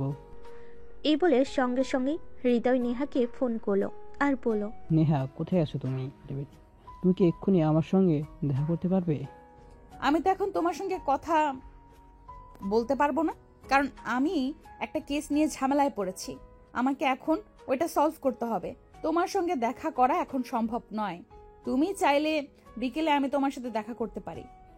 না থাক, সেটার কোনো প্রয়োজন হবে না, কারণ আমি খুব ভালো করেই জানি এখন আমি পুরনো হয়ে গেছি। তোমার মতো মেয়ে মানুষদের পুরনো জিনিসের প্রতি কোনো আগ্রহ থাকে না। স্টপ স্টপ, অনেক বলেছো, আর বলতে হবে না। তুমি কি বলতে চাইছো আর কি বলবে সেটা আমি খুব ভালোভাবেই বুঝতে পেরেছি সোনা। আমি বলছি, আমি যদি টাইম পাস করার চেষ্টা করতাম তাহলে তোমার মতো বয়ফ্রেন্ডের 10-12টা ঝুলিয়ে রাখতে পারতাম, কিন্তু আমি সেরকম মেয়ে নই। তাই তোমার মতো একটা ছেলের পেছনে টাইম ওয়েস্ট করছিলাম, কিন্তু তুমি আমাকে ভুল বুঝলে। ব্যাপার না, আমি তোমাকে ভুলে যাব। তুমি আমার সঙ্গে ব্রেকআপ করতে চাও, এটাই বলতে চাও তো? ওকে, কোনো সমস্যা নেই। হ্যাঁ, একদমই তাই। আমি তোমার সঙ্গে ব্রেকআপ করতে চাই। আমি তোমার সঙ্গে আর এই রিলেশন কন্টিনিউ করতে চাই না। আমাদের দুজনের মধ্যে ভারতবর্ষ চলে এসেছে। এখানে আমার যাই কিছু করি না কেন, আমরা কোনোভাবেই রিলেশনটাকে কন্টিনিউ করতে পারবো না। এটা আজ না হোক কাল ভেঙে যাবে, তাই আমি চাই এক্ষুনি ব্রেকআপ করতে। ওকে ঠিক আছে, নো প্রবলেম, ব্রেকআপ ডান। এবার তো তুমি খুশি? যেটা চেয়েছিলে সেটাই হলো। আমি চাই তুমি চেয়েছো বলেই হলো, কারণ তুমি তো আমার মতো একটা পুরুষ আসক্ত থাকতে পারো না। তোমার তো 10-12টা লাগে, যার কারণে তুমি তোমার খালাতো ভাইয়ের সঙ্গে ডেট পর্যন্ত করেছো। চুপ, একদম চুপ। এসব নোংরা কথা বলতে মুখে বাঁধে না তোমার? চুপ, একদম চুপ। এসব নোংরা কথা বলতে তোমার মুখে বাঁধে না? কি বলছো জানো তুমি এসব? হ্যাঁ, আমি খুব ভালো করে জানি আমি কি বলেছি, আর এটাও খুব ভালো করে জানি আমি কাকে বলছি। সো এই ব্যাপার আমাকে কিছু বলতে এসো না। আমি খুব ভালো করেই বুঝতে পারছি তোমার সঙ্গে রিলেশন আর আমার হবে না। প্লিজ হৃদয়, তুমি আমার সঙ্গে এরকমটা করো না। আমি সত্যিই তোমাকে ভালোবাসি, তোমাকে হারাতে পারবো না। তুমি আমার জীবনের প্রথম আর শেষ ভালোবাসা। তোমার পরে আমার হৃদয় আর কারোর জায়গা হবে না। হয়েছে হয়েছে, আমাকে এসব পাম্পারটি দিয়ে আর কোনো কাজ হবে না। যা হওয়ার তা হয়ে গেছে। এখন আর এই ব্যাপারে আমি কোনো কথা বলতে চাই না। আমি শুধু তোমাকে এইটুকুই বলতে চাই, আমি তোমার সঙ্গে আর রিলেশন রাখছি না, কারণ যে মেয়ে তার খালাতো ভাইয়ের সঙ্গে চুম্মাচুম্মি করতে পারে সেই মেয়ে আর যাই হোক আমার সঙ্গে সংসার করতে পারবে না, কারণ তার একটা বয়ফ্রেন্ড দিয়ে হবে না, তার 10-12টা চাই। এই কথা বলে আর কোনো উত্তরের অপেক্ষা না করে হৃদয় ফোনটা কেটে দিল। এদিকে নেহা বুঝতে পারছে না কি করবে, কি থেকে কি হয়ে গেল। হৃদয় এসব ব্যাপারে কি করে জানতে পারলো। তাই সে ধরা না করে অফিস থেকে বের হয়ে সোজা বাসে চলে আসলো, আর বাসে এসে নীলকে বলল, দেখো, আমি খুব ভালো করেই জানি হৃদয়ের সঙ্গে তুই উল্টাপাল্টা কথা বলেছিস, যার কারণে হৃদয় এভাবে ক্ষেপে গেছে আর আমাকে এইসব কথা শুনিয়েছে। এখন তুই আমাকে এটা বল, তুই হৃদয়কে ঠিক কি কি বলেছিস? আমি কেন তোমার বয়ফ্রেন্ডের সঙ্গে কথা বলতে যাব? তোমার বয়ফ্রেন্ড তো আমার দুলাভাই লাগে না সোনা বউ। আমি তোমার ভাগ কাউকে দিতে পারবো না, তাই আমি যা করেছি একদম ঠিক করেছি। তুমি আমার এবং শুধুমাত্র আমার, আমি তোমার ভাগ অন্য কাউকে দেব না। এটা তুমি তোমার মাথায় ভালো করে ঢুকিয়ে নাও। ওকে ঠিক আছে, তাহলে তুই একটা কথা খুব ভালো করে শুনে রাখ। আমি প্রয়োজন হলে বিষ খাবো, আত্মহত্যা করব, গলায় দড়ি দিব, কিন্তু তোর মতো ছেলেকে কোনোদিনও বিয়ে করব না। ঠিক আছে, সমস্যা নেই, সেটা সময় হলে দেখা যাবে। আর একটা কথা, আমি কিন্তু আগামীকাল সকালেই আমাদের বাসায় ফিরে যাচ্ছি। তখন কিন্তু ভুলেও তুমি আমার খোঁজ করতে যেও না, খুঁজে পাবে না আমাকে, নিজেকে নিরুদ্দেশ করে ফেলবো। তুই মরে গেলেও আমার কোনো আপত্তি নেই, তুই মরে গেলেও আমি একবারও তোকে খুঁজতে যাব না। একবার তোকে দেখতেও যাব না যে তুই বেঁচে আছিস কিনা মরে গেছিস। তোর যা ইচ্ছে তুই তাই করতে পারিস, কিন্তু তুই আমার চোখের সামনে থেকে দূর হ। আমি তোর চেহারাটা আর দেখতে চাইছি না। ওকে ঠিক আছে, করো, সমস্যা নেই, কিন্তু কখনো যেন এমন না হয় তুমি আমার চেহারাটা দেখার জন্য পাগল হয়ে ঘুরছো, আমাকে হন্যে হয়ে খুঁজছো, কিন্তু কোথাও আমাকে খুঁজে পাচ্ছ না। তোর চিন্তার কোনো কারণ নেই, কারণ এরকম দিন কোনোদিনও আসবে না, এটা তুই ভালোভাবেই শুনে রাখ। আর হ্যাঁ, এতদিন আমার পেছনে টাইম ওয়েস্ট করেছিস, তার জন্য কোনো দিন আফসোস করিস না, কারণ নেহা কোনোদিনই তোর হবে না। নীল তখন নেহার কথার কোনো উত্তর দিল না, চুপচাপ রুমে বসে রইল। পরের দিন সকালবেলা উঠে ব্যাগপত্র গুছিয়ে তারপর নিচে আসলো। তার সঙ্গে ব্যাগপত্র দেখে নেহার আম্মু জিজ্ঞাসা করলো, কি ব্যাপার নীল, কি হয়েছে? যে ব্যাগপত্র গুছিয়ে কোথাও যাচ্ছিস নাকি? হ্যাঁ আন্টি, আমি বাসায় চলে যাচ্ছি। আম্মু ফোন করেছিল, আম্মুর শরীরটা নাকি ভালো লাগছে না, তাই আমাকে চলে যেতে বলল। আমি খুব ভালো করে জানি তুই আমাকে মিথ্যা কথা বলছিস, কারণ তোর আম্মুর শরীর খারাপ থাকলে তোর আম্মু নিজেই আমাকে ফোন করত আর আমাকে বলতো, কিন্তু তোর আম্মু সেটা করেনি। তাই আমি খুব ভালোভাবেই বুঝতে পারছি তুই কেন এই মিথ্যা কথাগুলো বলছিস। সরি তোমাকে মিথ্যে বলার জন্য, পারলে আমাকে ক্ষমা করে দিও। আমার উপর রাগ অভিমান রেখো না। এখানে এসে তোমাদের বিরক্ত করার জন্য খুবই দুঃখিত। এই বলে নীল নেহাদের বাড়ি থেকে বের হয়ে সোজা বাস স্টপেজে চলে গেল। আর সেখান থেকে বাসে উঠে সোজা চট্টগ্রাম চলে আসলো। অপরদিকে নেহা সকাল 9টার দিকে ঘুম থেকে উঠল, কারণ আজ তার অফিস নেই। আজ শুক্রবার, তাই একটু দেরি করে ঘুম থেকে উঠেছে। ঘুম থেকে উঠতেই সে তার বিছানার পাশে একটা চিকুট দেখতে পেল। সে এটা হাতে নিয়ে পড়তে লাগলো। সরি প্রিয়তমা, এতদিন তোমাকে বিরক্ত করবার জন্য। আমি সত্যি তোমাকে ভালোবাসতাম, কিন্তু তুমি আমার ভালোবাসাটা বুঝতে পারোনি। তুমি অন্য একজনকে ভালোবাসতে আর তার মোহে তুমি মোহিত। তুমি আমার ভালোবাসাটা বুঝতে পারলে না, কিন্তু আমি আল্লাহকে বিশ্বাস করি। আমি বিশ্বাস করি একদিন তুমি নিজেই আমাকে ভালোবাসবে আর আমাকে হয়তো পাগলের মতো হন্যে হয়ে খুঁজে বেড়াবে। কিন্তু সেদিন হয়তো পেলে পেতেও পারো, না পেলে নাই। জানি না আমি ততদিন পর্যন্ত বাঁচব কিনা, কারণ ভালোবাসার অভাবে একটা মানুষ ভিতর থেকে মরে যায়। আর হয়তো আমার সঙ্গেও সেই রকমটাই হতে পারে, কারণ আমি আমার মন থেকে তোমাকে ভালোবাসি। আমার মনের মণিকোঠার মানুষটা যখন থাকবে না, তখন জানি না আমার মনের অবস্থা আমি কি করে বাঁচব। আমি তোমার চাইতে বয়সে ছোট, সেটা ঠিক আছে, কিন্তু একটা কথা মনে রেখো, ভালোবাসা কখনো বলে আসে না। তুমিও প্রাপ্তবয়স্ক আর আমিও, আমাদের মধ্যে ভালোবাসাটা হতেই পারে, সেখানে বয়স ডাজ নট ম্যাটার। কিন্তু তুমি আমার সামনে যখন তোমার বয়ফ্রেন্ডের সঙ্গে কথা বলতে কিংবা তার সঙ্গে দেখা করতে যেতে, সেই বিষয়গুলো আমাকে খুবই কষ্ট দিত। তাই আমি তোমার বয়ফ্রেন্ডকে উল্টাপাল্টা বুঝিয়ে তোমার থেকে দূরে সরাতে চেয়েছিলাম, কিন্তু আমি সেটা পারলাম না। শুধু তোমার বয়ফ্রেন্ডকে বলে দিও আমি তোমাকে পাওয়ার জন্য এগুলো করেছিলাম, কিন্তু তুমি তো আমায় ভালোবাসো না। তাহলে তোমার পেছনে এভাবে পড়ে থেকে ছেঁচড়ার মতো অপমান পেয়ে কী লাভ হলো? তাই চলে গেলাম তোমাদের থেকে অনেক দূরে, আর কোনোদিনও এখানে আসবো না। ভালো থেকো, সবাইকে সঙ্গে নিয়ে খুব ভালো থেকো। চিঠিটা পড়ে নেহার ভিতর তেমন কোনো রিয়াকশন দেখা গেল না। সে চিঠিটা বিছানার পাশে রেখে রুম থেকে চলে গেল। তারপর ফ্রেশ হয়ে নাস্তা করে রুমে এসে হৃদয়কে ফোন করলো, কিন্তু হৃদয় তার ফোনটা তুলছে না। তাই সে বাধ্য হয়ে হৃদয় যেখানে থাকে, হোস্টেলে, সেখানে চলে গেল। নেহা সেখানে গিয়ে দেখতে পেল হৃদয় তার বন্ধুদের নিয়ে মদ মস্তি করছে, যেটা নেহা কোনো দিনই হৃদয়ের কাছ থেকে আশা করেনি। সে অনেকটাই রেগে গেল আর হৃদয়ের সামনে দাঁড়িয়ে বলতে লাগলো, কি ব্যাপার হৃদয়, এগুলো কি হচ্ছে? তুমি রুমে তোমার রুমমেটদের নিয়ে নেশা করছো?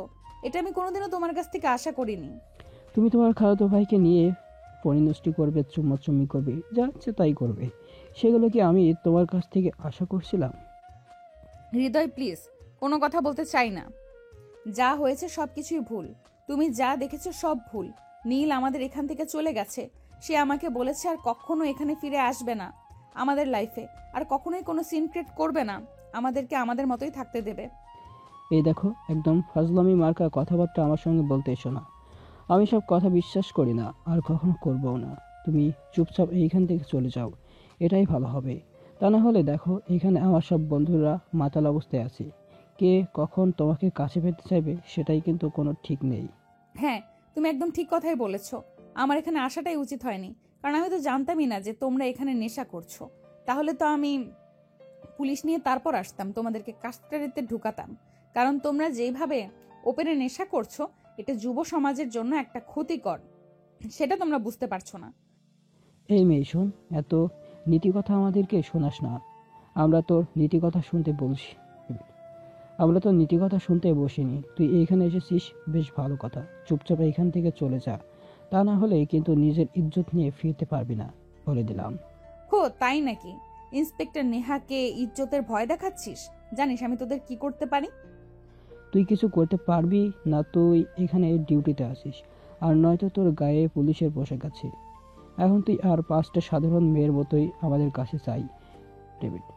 এখন তুই আর 5টা সাধারণ মেয়ের মতোই আমাদের কাছে, তাই তোর সঙ্গে এমন কিছু করব যেটা তুই কল্পনাও করতে পারবি না। তার চাইতে বরং এটা ভালো হবে চুপচাপ এইখান থেকে চলে যা। যাব না আমিও দেখতে চাই তুই ঠিক কি করতে পারিস আমার সঙ্গে। এটা আমার দেখার বিষয়। এ বলেই নেহা তর্ক করছিল হৃদয়ের সঙ্গে। এদিকে মদ খেতে খেতে তার অবস্থা এতটাই বেসামাল হয়ে পড়েছিল, তার মুখ দিয়ে যা ইচ্ছে তাই বের হয়ে আসছিল। নীল নেহাকে অকথ্য ভাষায় গালিগালাজ করছিল, সেই সঙ্গে তার বন্ধুরাও।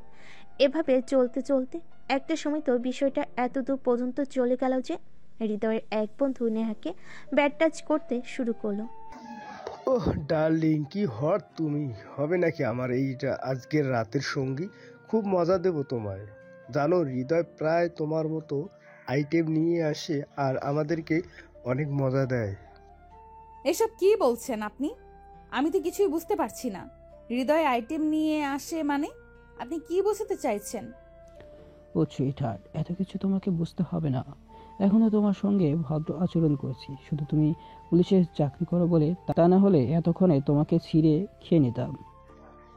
আহ দোস্ত, মালটাকে এভাবে বলছিস কেন? দে না একটু খেয়ে দেই। দেখুন, একদম গায়ে হাত দেবেন না, তাহলে কিন্তু ভালো হবে না বলে দিলাম। সবাই খুব ভালো করেই জানেন আমি পুলিশের এসপি। আপনাদের কি হাল করব সেটা ভাবতেও পারবেন না। ও সুইটহার্ট, এভাবে কেন বলছো? তুমি পুলিশের চাকরি করো, তাতে কি হয়েছে? দিন শেষে তুমি তো একটা মেয়ে, আর তোমার মতো সুন্দরী সেক্সি হট আইটেম পেলে আমরা কিভাবে ছেড়ে দিতে পারি নাকি? দাও না একটু সুখ আমাদের কাছে, থাকো কিছু সময়, সুখ পাবে। এই নাও একটু ড্রিঙ্কস নাও। নেহা তখন কি করবে কিছুই বুঝতে পারছিল না। সবগুলো ছিলে নেশায় আসক্ত হয়ে মাতাল প্রায় অবস্থা। নেহা কোনো রকমে নিজেকে সামলে সেখান থেকে পালিয়ে ফিরল। বাসে এসে সে মনে মনে ভাবতে লাগলো, নীল যা করেছে ভালোই করেছে। নীল যদি আজ এটা না করতো, তাহলে হয়তো হৃদয়ের এই আচরণগুলো তার সামনে আসতো না। আর হৃদয় যে এত খারাপ ছেলে, এটা সে কোনো দিনও জানতে পারতো না। তাই সে মনে মনে সিদ্ধান্ত নিল, আগামীকাল সকালে থানায় হৃদয় নামে এফআইআর করবে, আর হৃদয়কে তার বন্ধু বান্ধব সহ যত দ্রুত সম্ভব গ্রেফতার করে কাস্টাডিতে নেবে। তার পরের দিন সকালে থানায় গিয়ে হৃদয়ের নামে আগে এফআইআর করলো, আর তারপর অ্যারেস্ট ওয়ারেন্ট নিয়ে হোস্টেলে চলে গেল। সেখানে গিয়ে দেখতে পেল গতকাল যে ছেলেগুলো নেশা করছিল সেগুলো এখনো মাতাল প্রায় অবস্থায় পড়ে আছে। অপরদিকে হৃদয় ততক্ষণে কিছুটা হুঁশে ফিরে এসে সে নেহাকে দেখেই বলতে লাগলো, কি ব্যাপার ডার্লিং, কাল তুমি আমাদের ফাঁকি দিয়ে চলে গেলে, আজ কেন আবার এসেছো?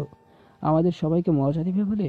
আজ কিন্তু তোমাকে কালকের সাথে বেশি হট লাগছে। চলো তাহলে বিছানায়।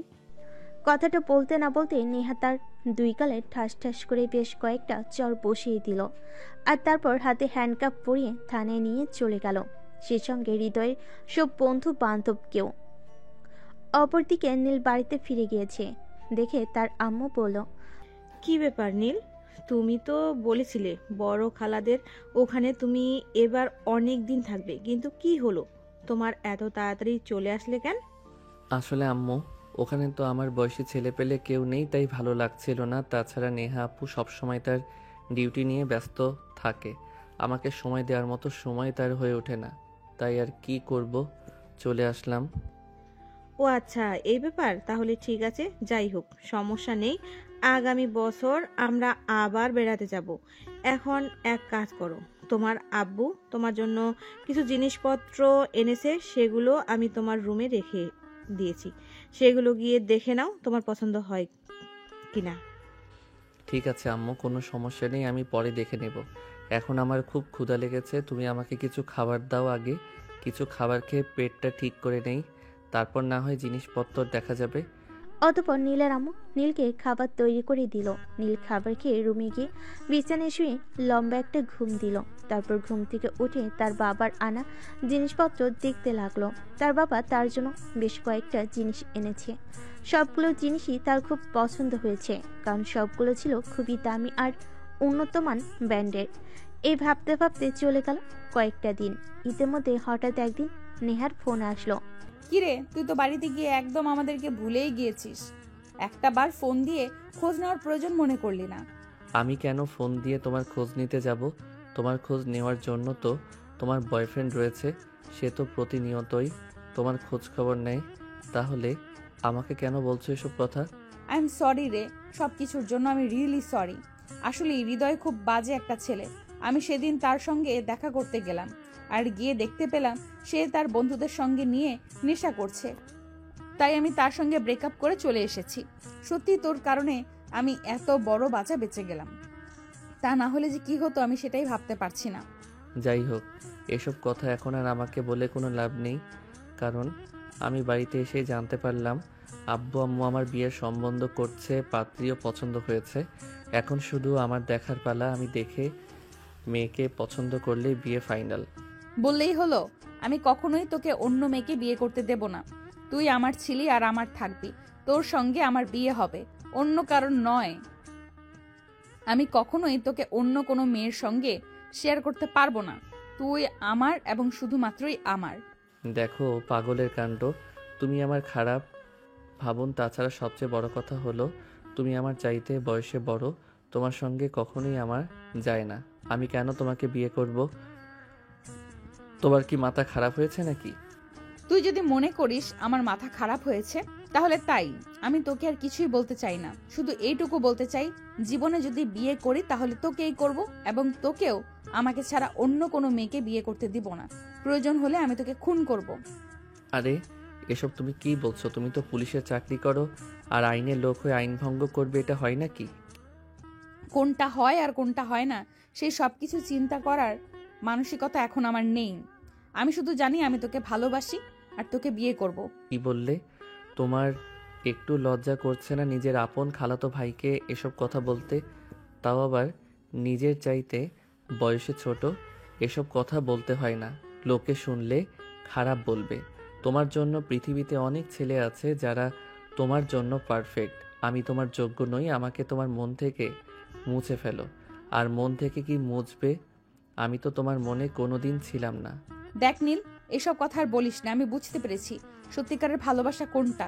কোনো চিন্তা করিস না, আমি আমার ফ্যামিলির সঙ্গে কথা বলবো এবং তোর পরিবারকে কিভাবে রাজি করাতে হয় সেটা আমি দেখব। তোকে কোনো চিন্তা করতে হবে না। এবার দেখছি সত্যি সত্যি তোমার মাথা খারাপ হয়ে গেছে। এখন কিন্তু তোমাকে সত্যি সত্যি মেন্টালি ট্রিটমেন্ট করাতে হবে, তা না হলে তোমাকে নিয়ে যত দ্রুত সম্ভব বা আপনাকে চলে যেতে হবে, কারণ তোমার মানসিক অবস্থা খুব একটা ভালো নয়। হ্যাঁ, একদম ঠিক ধরতে পেরেছিস। মানুষের মনে যখন ভালোবাসা না থাকে তখন মানসিক অবস্থা খারাপ হবে, এটাই তো স্বাভাবিক। আমার সঙ্গেও এরকমটাই হয়েছে। আমার ভালোবাসার মানুষ আমাকে ছেড়ে চলে গেছে, তো তাই আমি নিজেকে আর ভালো রাখতে পারছি না।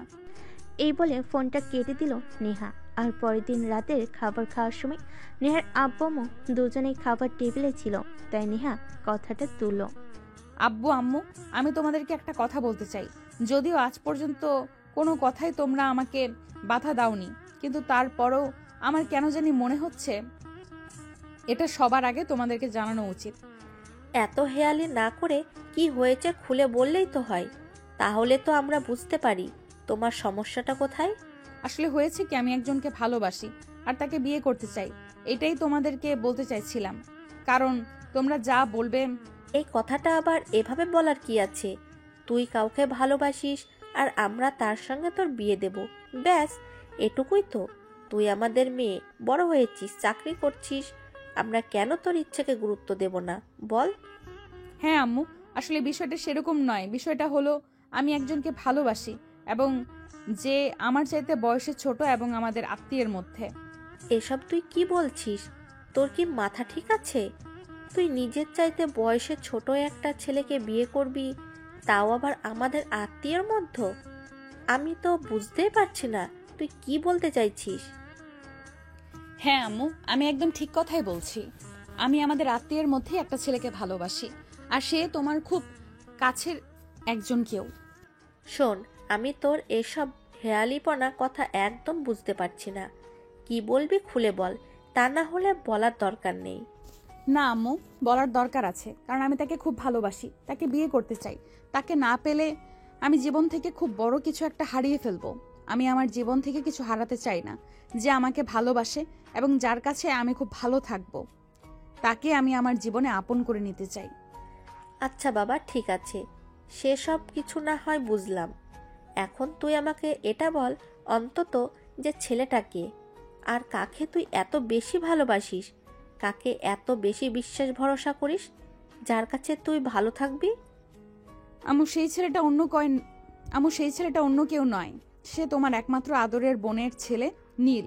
তাকে আমি ভালোবাসি, আর সে নিজেও আমাকে অনেক বেশি ভালোবাসে। তাই তো সে আমার বয়ফ্রেন্ডের সঙ্গে আমার ব্রেকআপ করিয়েছে। তোর কি মাথা খারাপ হয়ে গেছে নাকি? আমি সেটাই বুঝতে পারছি না। নীল সেদিনের ছেলে, সবেমাত্র অনার্স থার্ড ইয়ারে পড়াশোনা করছে, আর তুই কিনা তাকে বিয়ে করতে চাস? হ্যাঁ আম্মু, একদম ঠিক শুনতে পেয়েছো। আমি নীলকে বিয়ে করতে চাই, কারণ সে আমাকে ভালোবাসে, আর ভালোবাসার মানুষকে ভালোবেসে আগলে রাখতে হয়, তাহলেই জীবন সুন্দর হয়। এসব কথাবার্তা নেহার আব্বু চুপচাপ বসে বসে শুনছিলেন। তিনি কোনো উত্তরই দিচ্ছিলেন না। তাদের দুজনের কথা বলা শেষ হলে নেহার আব্বু বলেন, ঠিক আছে, আমি তোমার কথা মেনে নিলাম। আমি এ ব্যাপারে নীলের আব্বু আম্মুর সঙ্গে কথা বলবো। যদি তারা রাজি থাকেন তো আমি তোমাদের দুইজনকে এক করে দিতে পারি। ঠিক আছে আব্বু, থ্যাংক ইউ সো মাচ।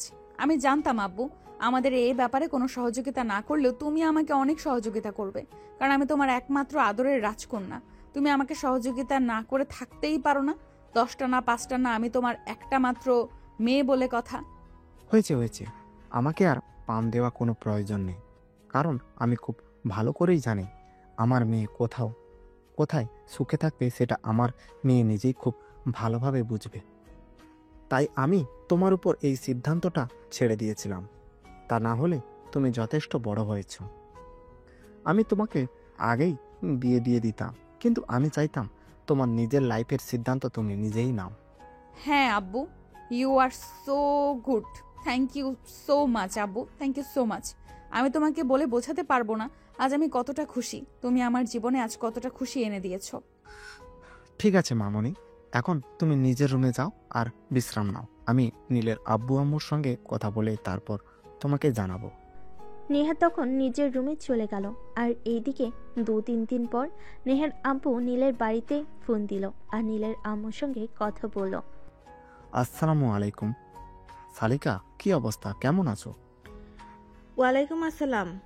এই তো আল্লাহর অশেষ রহমতে ভালোই আছি। আপনাদের কি খবর? আপনারা কেমন আছেন? আর নেহা মামুনি কেমন আছে?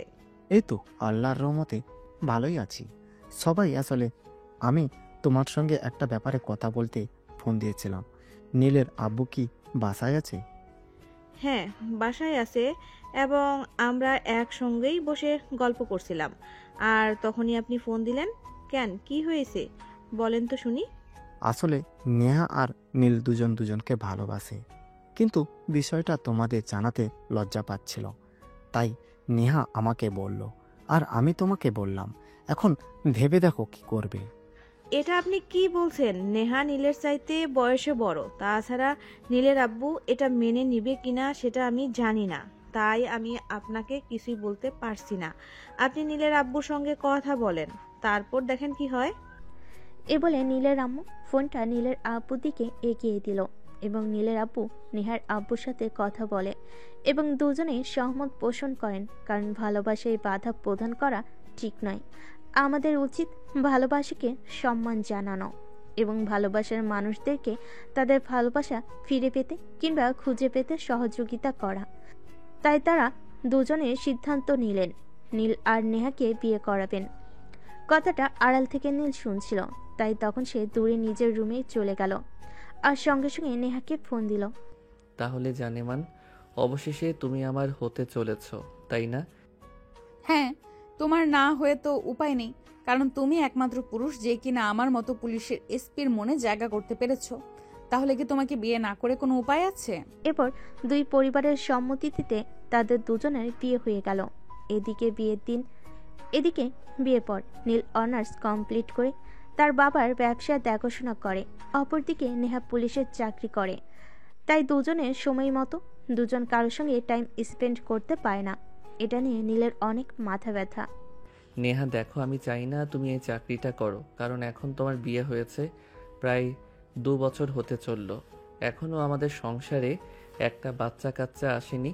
বাচ্চা না আসলে সংসারে কি শান্তি হয় বলো? হ্যাঁ, এটা আমিও মনে মনে ভাবছিলাম তোমাকে বলবো, কিন্তু তখনই তুমি আমাকে বলে দিলে।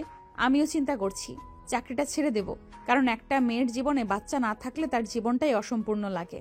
হ্যাঁ, তুমি সেটাই করো, কারণ এই মুহূর্তে অনেক মেয়ে আছে যারা দীর্ঘ সময় নিজেদের ক্যারিয়ার করতে গিয়ে নিজেকে নিষ্ফলা বানিয়ে ফেলে, কখনোই সন্তানের মুখ দেখতে পারে না। আমি চাই না আমাদের সঙ্গে সেরকম কিছু হোক। আমাদের ঘরে একটা ফুটফুটে সন্তান আসুক, হোক না সে মেয়ে। তাছাড়া আমি তো মেয়েকে ভালোবাসি, আমার মেয়ে সন্তান হলেও কোনো আপত্তি নেই, বরং আমরা সবাই খুব খুশি হব। তোমার কথাটা আমার মনে একটু খটকা লাগলো, কারণ মেয়ে বলে কি তারা মানুষ নয়? মেয়েদের কি বেঁচে থাকার অধিকার নেই, ভালোবাসার অধিকার নেই? হ্যাঁ, অবভিয়াসলি সব কিছুই আছে, কারণ মেয়ে মানুষ না থাকলে পৃথিবীটা এত সুন্দর হতো না। আমি তোমাকে এই কথাটা বলেছি, তার পেছনের কারণ হলো অনেক ফ্যামিলি আছে যারা মেয়ে মানুষ জন্ম নিলে সেটাকে ভালোভাবে দেখে না, তারা সবসময় ছেলে মানুষকেই শুভ বলে মনে করে। কিন্তু আমি মনে করি মেয়ে হলো ঘরের লক্ষ্মী মেয়ে, যে ঘরে থাকে না সেই ঘরে কখনো লক্ষ্মী থাকে না। এই যে দেখো, তুমি আমাদের বাড়িতে আসার পর থেকে আমাদের ব্যবসায় কত প্রফিট আসছে। এখন 1 বছরে যা প্রফিট আসছে, যেটা বিগত 5 বছরেও হয়নি। ওরে বাবা রে বাবা, বউয়ের প্রশংসা করা হচ্ছে বুঝি? আমি কি মেয়ে মানুষ নই? আমি কি এতদিন এই বাড়িতে ছিলাম না? আমার কারণে কি এই সংসারে অশুভ কিছু হয়েছে নাকি? এই হলো তোমাদের মেয়েদের একটা সমস্যা। একটা মেয়ের সামনে আর একটা মেয়ের প্রশংসা ভুলেও করা যাবে না, আর যদি সেটা করেই ফেলি তাহলে তো মহাভারত অশুদ্ধ হয়ে যাবে। আমি কি বলেছি কখনো তোমার জন্য আমাদের ফ্যামিলিতে অশুভ কিছু হয়েছে? হ্যাঁ, তুমি আসার পর থেকে বাবার বিজনেস হয়েছে, অনেক কিছু পেয়েছে যেগুলো আগে ছিল না, কিন্তু নেহা আসার পর থেকে সেগুলো আরও ক্রমশ বৃদ্ধি পাচ্ছে। হ্যাঁ, সেটাই তো। যত প্রশংসা নিজের বউয়ের বেলায় করবে, মায়ের বেলা তো কিছুই না। মা তো মাই হয়, মা তো আর ছেড়ে যাবে না, তাই মায়ের প্রশংসা করতে হয় না। উফ, তোমাদের জ্বালায় আর বাঁচি না। সারাক্ষণ শুধু কথা কাটাকাটি আর ঝগড়াঝাটি করতেই হবে। তোমরা এমন কেন বলো তো? আমায় কিন্তু ঝগড়াঝাটি আর কথা কাটাকাটি একদম ভালো লাগে না। ঠিক আছে বাবা, ঠিক আছে, আর কোনো কথা কাটাকাটি নাই। এখন কথা একটাই, তুমি আর চাকরি করবে না। আগামীকালকে অফিসে গিয়ে রেজিগনেশন লেটার লিখবে এবং আগামী 3 মাস পরেই চাকরি ছেড়ে দেবে। তারপর আমরা বেবি নেওয়ার ট্রাই করব। আর যদি তাতেও না হয় তাহলে আমরা ডক্টর দেখাবো। আচ্ছা ঠিক আছে, এবার ডাইনিং টেবিলে চলো। আমি সবার জন্য আজ নিজের হাতে খাবার তৈরি করেছি, সবাই একসঙ্গে বসে খাবো। কতদিন সবাই একসঙ্গে বসে খাবার খাওয়া হয় না, সেটা তো একদম ভুলেই গিয়েছি। এ বলে সবাই একসঙ্গে খাবার টেবিলে চলে গেল। আর খাওয়া দাওয়া শেষ করে সবাই যার যার মতো নিজেদের রুমে চলে গেল। নেহা রুমে এসে বিছানা গোছাতে থাকলো। তখনই নীল পেছন থেকে এসে নেহাকে জড়িয়ে ধরে বলল, তা ম্যাডাম চলুন না, আজ রাতে 1 রাউন্ড খেলি। অনেক দিন আপনার সঙ্গে টাইম করা হয় না, কারণ আমি যখন বাসায় আসি তখন আপনি ব্যস্ত থাকেন, আর আমি যখন ব্যস্ত থাকি তখন আপনি ফ্রি থাকেন। এই আজ না, আজ এমনিতেই অনেক কাজ করেছি, টায়ার্ড লাগছে, ঘুমাবো। একদমই না ম্যাডাম, আমি আপনাকে সেটা করতে দিচ্ছি না, কারণ অনেক দিন পর আপনাকে পেয়েছি। আজ তো আপনার সঙ্গে এক রাউন্ড খেলতেই হবে, তা না হলে আমার ওইটাকে যে আর সামলাতে পারছি না। ওটাকেও তো কিছু খাওয়াতে হয়, তাই না? হ্যাঁ, যত সব ফাজলামি সব সময় করা লাগবে। আপনারা দেখুন, এ সব কিছু হবে না। আমি এখন ঘুমাবো, আর আপনি আমাকে কোনো বিরক্ত করবেন না, এটাই আমার শেষ কথা। কিন্তু কে শুনে কার কথা? নীল নেহাকে পাজা কোলে তুলে নিল আর বিছানায় শুইয়ে দিল। আর তারপর কি কিছু বলা লাগে নাকি? দুজন ভালোবাসার মহাসমুদ্রে ডুবে গেল আর একে অপরকে ভালোবাসার মহিমায় ভরিয়ে দিতে থাকলো। এভাবেই চলে গেল প্রায় 1 ঘন্টা সময়। 1 ঘন্টা পর দুজন দুজনকে জড়িয়ে ধরে লম্বা একটা ঘুম দিল। এরপর একদম সকাল 9টায় ঘুম থেকে উঠল। তারপর আবারও শুরু হলো যান্ত্রিক জীবন। এটাই হলো প্রতিদিনকার রুটিন। এভাবে চলে শহরের মানুষের ব্যস্তময় দিনগুলো। যাই হোক, চলুন কথা না বাড়িয়ে মূল গল্পে ফিরে আসি। পরের দিন সকালবেলা অফিসে গিয়ে নেহার রেজিগনেশনের লেটার লিখল। সেটা থানার এসআই এর কাছে জমা দিল। থানার এসআই তাকে জিজ্ঞেস করলো, কি ব্যাপার নেহা, কি হয়েছে? তুমি তো চাকরি ছেড়ে দেওয়ার মতো মেয়ে নয়, কারণ তুমি প্রত্যেকটা কাজ খুব যত্ন সহকারে করো। তাহলে কি হয়েছে আমাকে বলো তো শুনি, কার কারণে তুমি চাকরিটা ছেড়ে দিতে চাইছো? স্যার, আমি নিজের ক্যারিয়ার গড়তে গিয়ে নিজের সত্যটাকেই ভুলে যাচ্ছি, তাই আমি চাকরিটা ছেড়ে দিতে চাই। আসলে তুমি কি বলতে চাচ্ছ আমি কিছুই বুঝতে পারছি না। তুমি কাইন্ডলি আমাকে খুলে বলবে কি হয়েছে আর কেন তুমি চাকরিটা ছেড়ে দিতে চাচ্ছ? আসলে স্যার, আপনি তো খুব ভালো করেই জানেন আমি পুলিশ ডিপার্টমেন্টে আছি 4 বছর। বিয়ের আগে 2 বছর আর বিয়ের পরে 2 বছর। বিয়ের পরে এতটা দিন কেটে গেল, এখনো কোনো গুড নিউজ পেলাম না। তাই চিন্তা করছি চাকরিটা ছেড়ে দেব আর বেবি নেওয়ার ট্রাই করব। কারণ আপনি তো জানেন আমার হাজব্যান্ড একজন বিজনেসম্যান। সে যখন ফ্রি থাকে তখন আমার সময় থাকে না, আর যখন আমার সময় থাকে তখন সে ফ্রি থাকে না। দুজনের কখনোই সেভাবে নিজেদেরকে সময় দেওয়া হয় না। তাহলে আমরা সুখবরটা পাবো কি করে বলেন? ও আচ্ছা, এই ব্যাপার, আমি বুঝতে পেরেছি। যাই হোক, প্রবলেম নেই। আসলে আমিও ব্যাপারটা তোমাকে বলবো ভাবছিলাম, কিন্তু তুমি একটা মেয়ে, আমি একটা ছেলে। আমি বিষয়টা বলবো, তুমি কিভাবে সেটা নেবে সেটাই ভাবতে না পেরে তোমাকে আর বলা হয়ে ওঠেনি। আসলে এখনকার যুগে একটা বেবি নেওয়া খুবই প্রয়োজন। হ্যাঁ স্যার, সেটাই দোয়া করবেন আমাদের জন্য, যেন তাড়াতাড়ি একটা ভালো খবর শুনতে পাই। এই বলে নেহার রেজিগনেশন লেটার জমা দিয়ে চলে আসলো। এরপর দেখতে দেখতে 3 মাস চলে গেল। নেহা চাকরি ছেড়ে দিয়েছে। অপরদিকে নীল অফিস থেকে 1 মাসের ছুটি নিয়েছে দুজনেই হানিমুনে যাবে বলে। কারণ বিয়ের পর সব কিছু হলো, তাদের হানিমুনটা করা হয়ে ওঠেনি। দুজনের ব্যস্ততার কারণে তাই এই চিন্তা ভাবনা। যাও, তোমরা দুজনে ঘুরে এসো, আমি অফিস সামলে নিতে পারবো। এ ব্যাপারে তোমাদের কোনো চিন্তা করতে হবে না।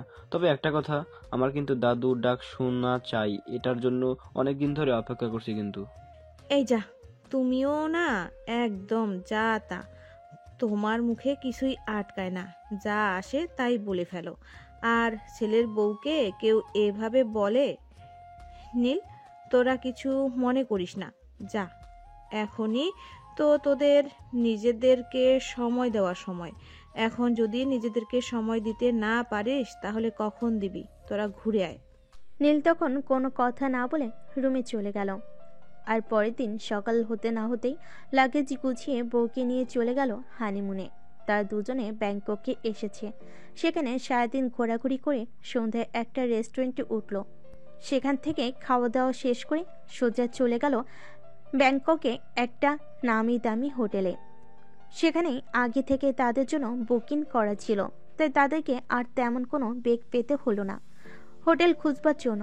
হোটেলে এসে দুজনে ফ্রেশ হয়ে শাওয়ার নিয়ে তারপর বিছানায় শরীরটাকে এলিয়ে দিল। দুজনেই খুবই ক্লান্ত, মনে হচ্ছিল যেন বিছানায় শর আর কি ঘুমিয়ে পড়বে। কিন্তু সেটা বলে কি চলবে? তারা হানিমুন করতে এসেছে, এখনই তো সময় নিজেদেরকে সময় দেওয়ার। তাই নীল 7-5 চিন্তা না করে নেহাকে নিজের কাছে টেনে নিয়েছিল আর আলতো করে নেহার সারা শরীরে ভালোবাসার পরশ এঁকে দিচ্ছিল। নেহা তখন তাকে বাধা দিয়ে বলল, আর এইসব কি করছো তুমি? আমরা তো এখানে 1 মাস সময় নিয়ে এসেছি, 1 মাস এখানেই থাকবো, তাহলে এত তাড়াহুড়োর কি আছে? সারাদিন অনেক ধকল গেছে, এবার একটু বিশ্রাম নেওয়া যাক। আরে বউ আমার, এভাবে বললে হয় না কি? 2 বছর হয়েছে বিয়ে করেছি, আর এই 1 মাস সময় পেলাম তোমাকে আদর করার জন্য। এখন কি আর আমি একটা মিনিট সময় নষ্ট করতে পারি? পুরো 1 মাস তোমায় মন ভরে আদর ভালোবাসা দিয়ে ভরিয়ে দেব। কোনটা বাড়াবে, আমার মন নাকি আমার পেট? দুটোই, কারণ তুমি আমার একমাত্র বউ। আমার যা কিছু আছে সব কিছুই তো তোমার, তাই মন প্রাণ উজাড় করে তোমায় ভালোবাসা দিতে চাই। আর আমার ভালোবাসায় তোমার মন আর পেট দুটোই বাড়াতে চাই। তোমার মন ভরালে আমি ভালোবাসা পাবো, আর তোমার পেট ভরালে বাবা ডাক শুনতে পাবো।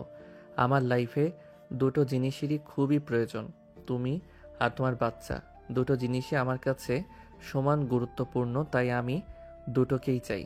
তাই নাকি? তাহলে তো আর আপনাকে বাধা দেওয়ার কোনো প্রশ্নই ওঠে না। চলুন খেলা শুরু করি। এই বলে নেহা নীলকে নিয়ে চলে গেল ভালোবাসার মহাসমুদ্রে।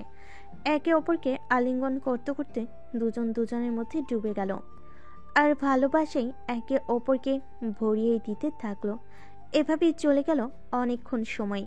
দুজন দুজনের মধ্যে এতটাই বিমোহিত হয়ে পড়ল যে কতটা সময় কেটে গেছে সেটা তারা বুঝতেই পারল না। রাত তখন আনুমানিক 2টা বাজে। নীল ঘড়ির দিকে তাকিয়ে পড়ল। হায় আল্লাহ, এখন তো রাত 2টো বেজে গেছে। এতটা সময় কিভাবে কেটে গেল বুঝতেই পারলাম না। আসলেই তুমি একটা জিনিস, তোমার মধ্যে নিজেকে হারিয়ে ফেলা যায়। হয়েছে হয়েছে, আমাকে আর পাম দিতে হবে না। আসলে তুমি কি জিনিস সেটা তো আমি তখন বুঝতে পারিনি, এখন হাড়ে হাড়ে টের পাচ্ছি। তোমার চোখে তাকিয়ে সমস্ত পৃথিবী ভুলে থাকা যায়। যাই হোক, এখন আর কথা না বাড়িয়ে ঘুমাও, তা না হলে শরীর খারাপ করবে। এই বলে দুজন দুজনকে শক্ত করে জড়িয়ে ধরে ঘুমিয়ে পড়ল। আর এভাবেই তৈরি হলো তাদের নতুন একটা ভালোবাসার গল্প। তো ভিউয়ার্স, গল্পটা আপনাদের কাছে কেমন লেগেছে কমেন্টে জানাতে ভুলবেন না। এতক্ষণ আমাদের সঙ্গে থাকার জন্য অনেক অনেক ধন্যবাদ। আর অবশ্যই গল্পটি ভালো লাগলে সুন্দর একটা কমেন্ট করে আমাদেরকে উৎসাহিত করবেন। আপনার একটা সুন্দর কমেন্ট আমাদেরকে নতুন গল্প লিখতে উৎসাহিত করে। অনেক অনেক শুভ কামনা রইল আপনাদের জন্য, এবং আপনারাও আমাদের জন্য দোয়া করবেন যেন আমরা ভালো থাকতে পারি এবং আপনাদের মাঝে সুন্দর সুন্দর ভালোবাসার গল্প নিয়ে উপস্থিত হতে পারি। ভালো থাকবেন সবাই।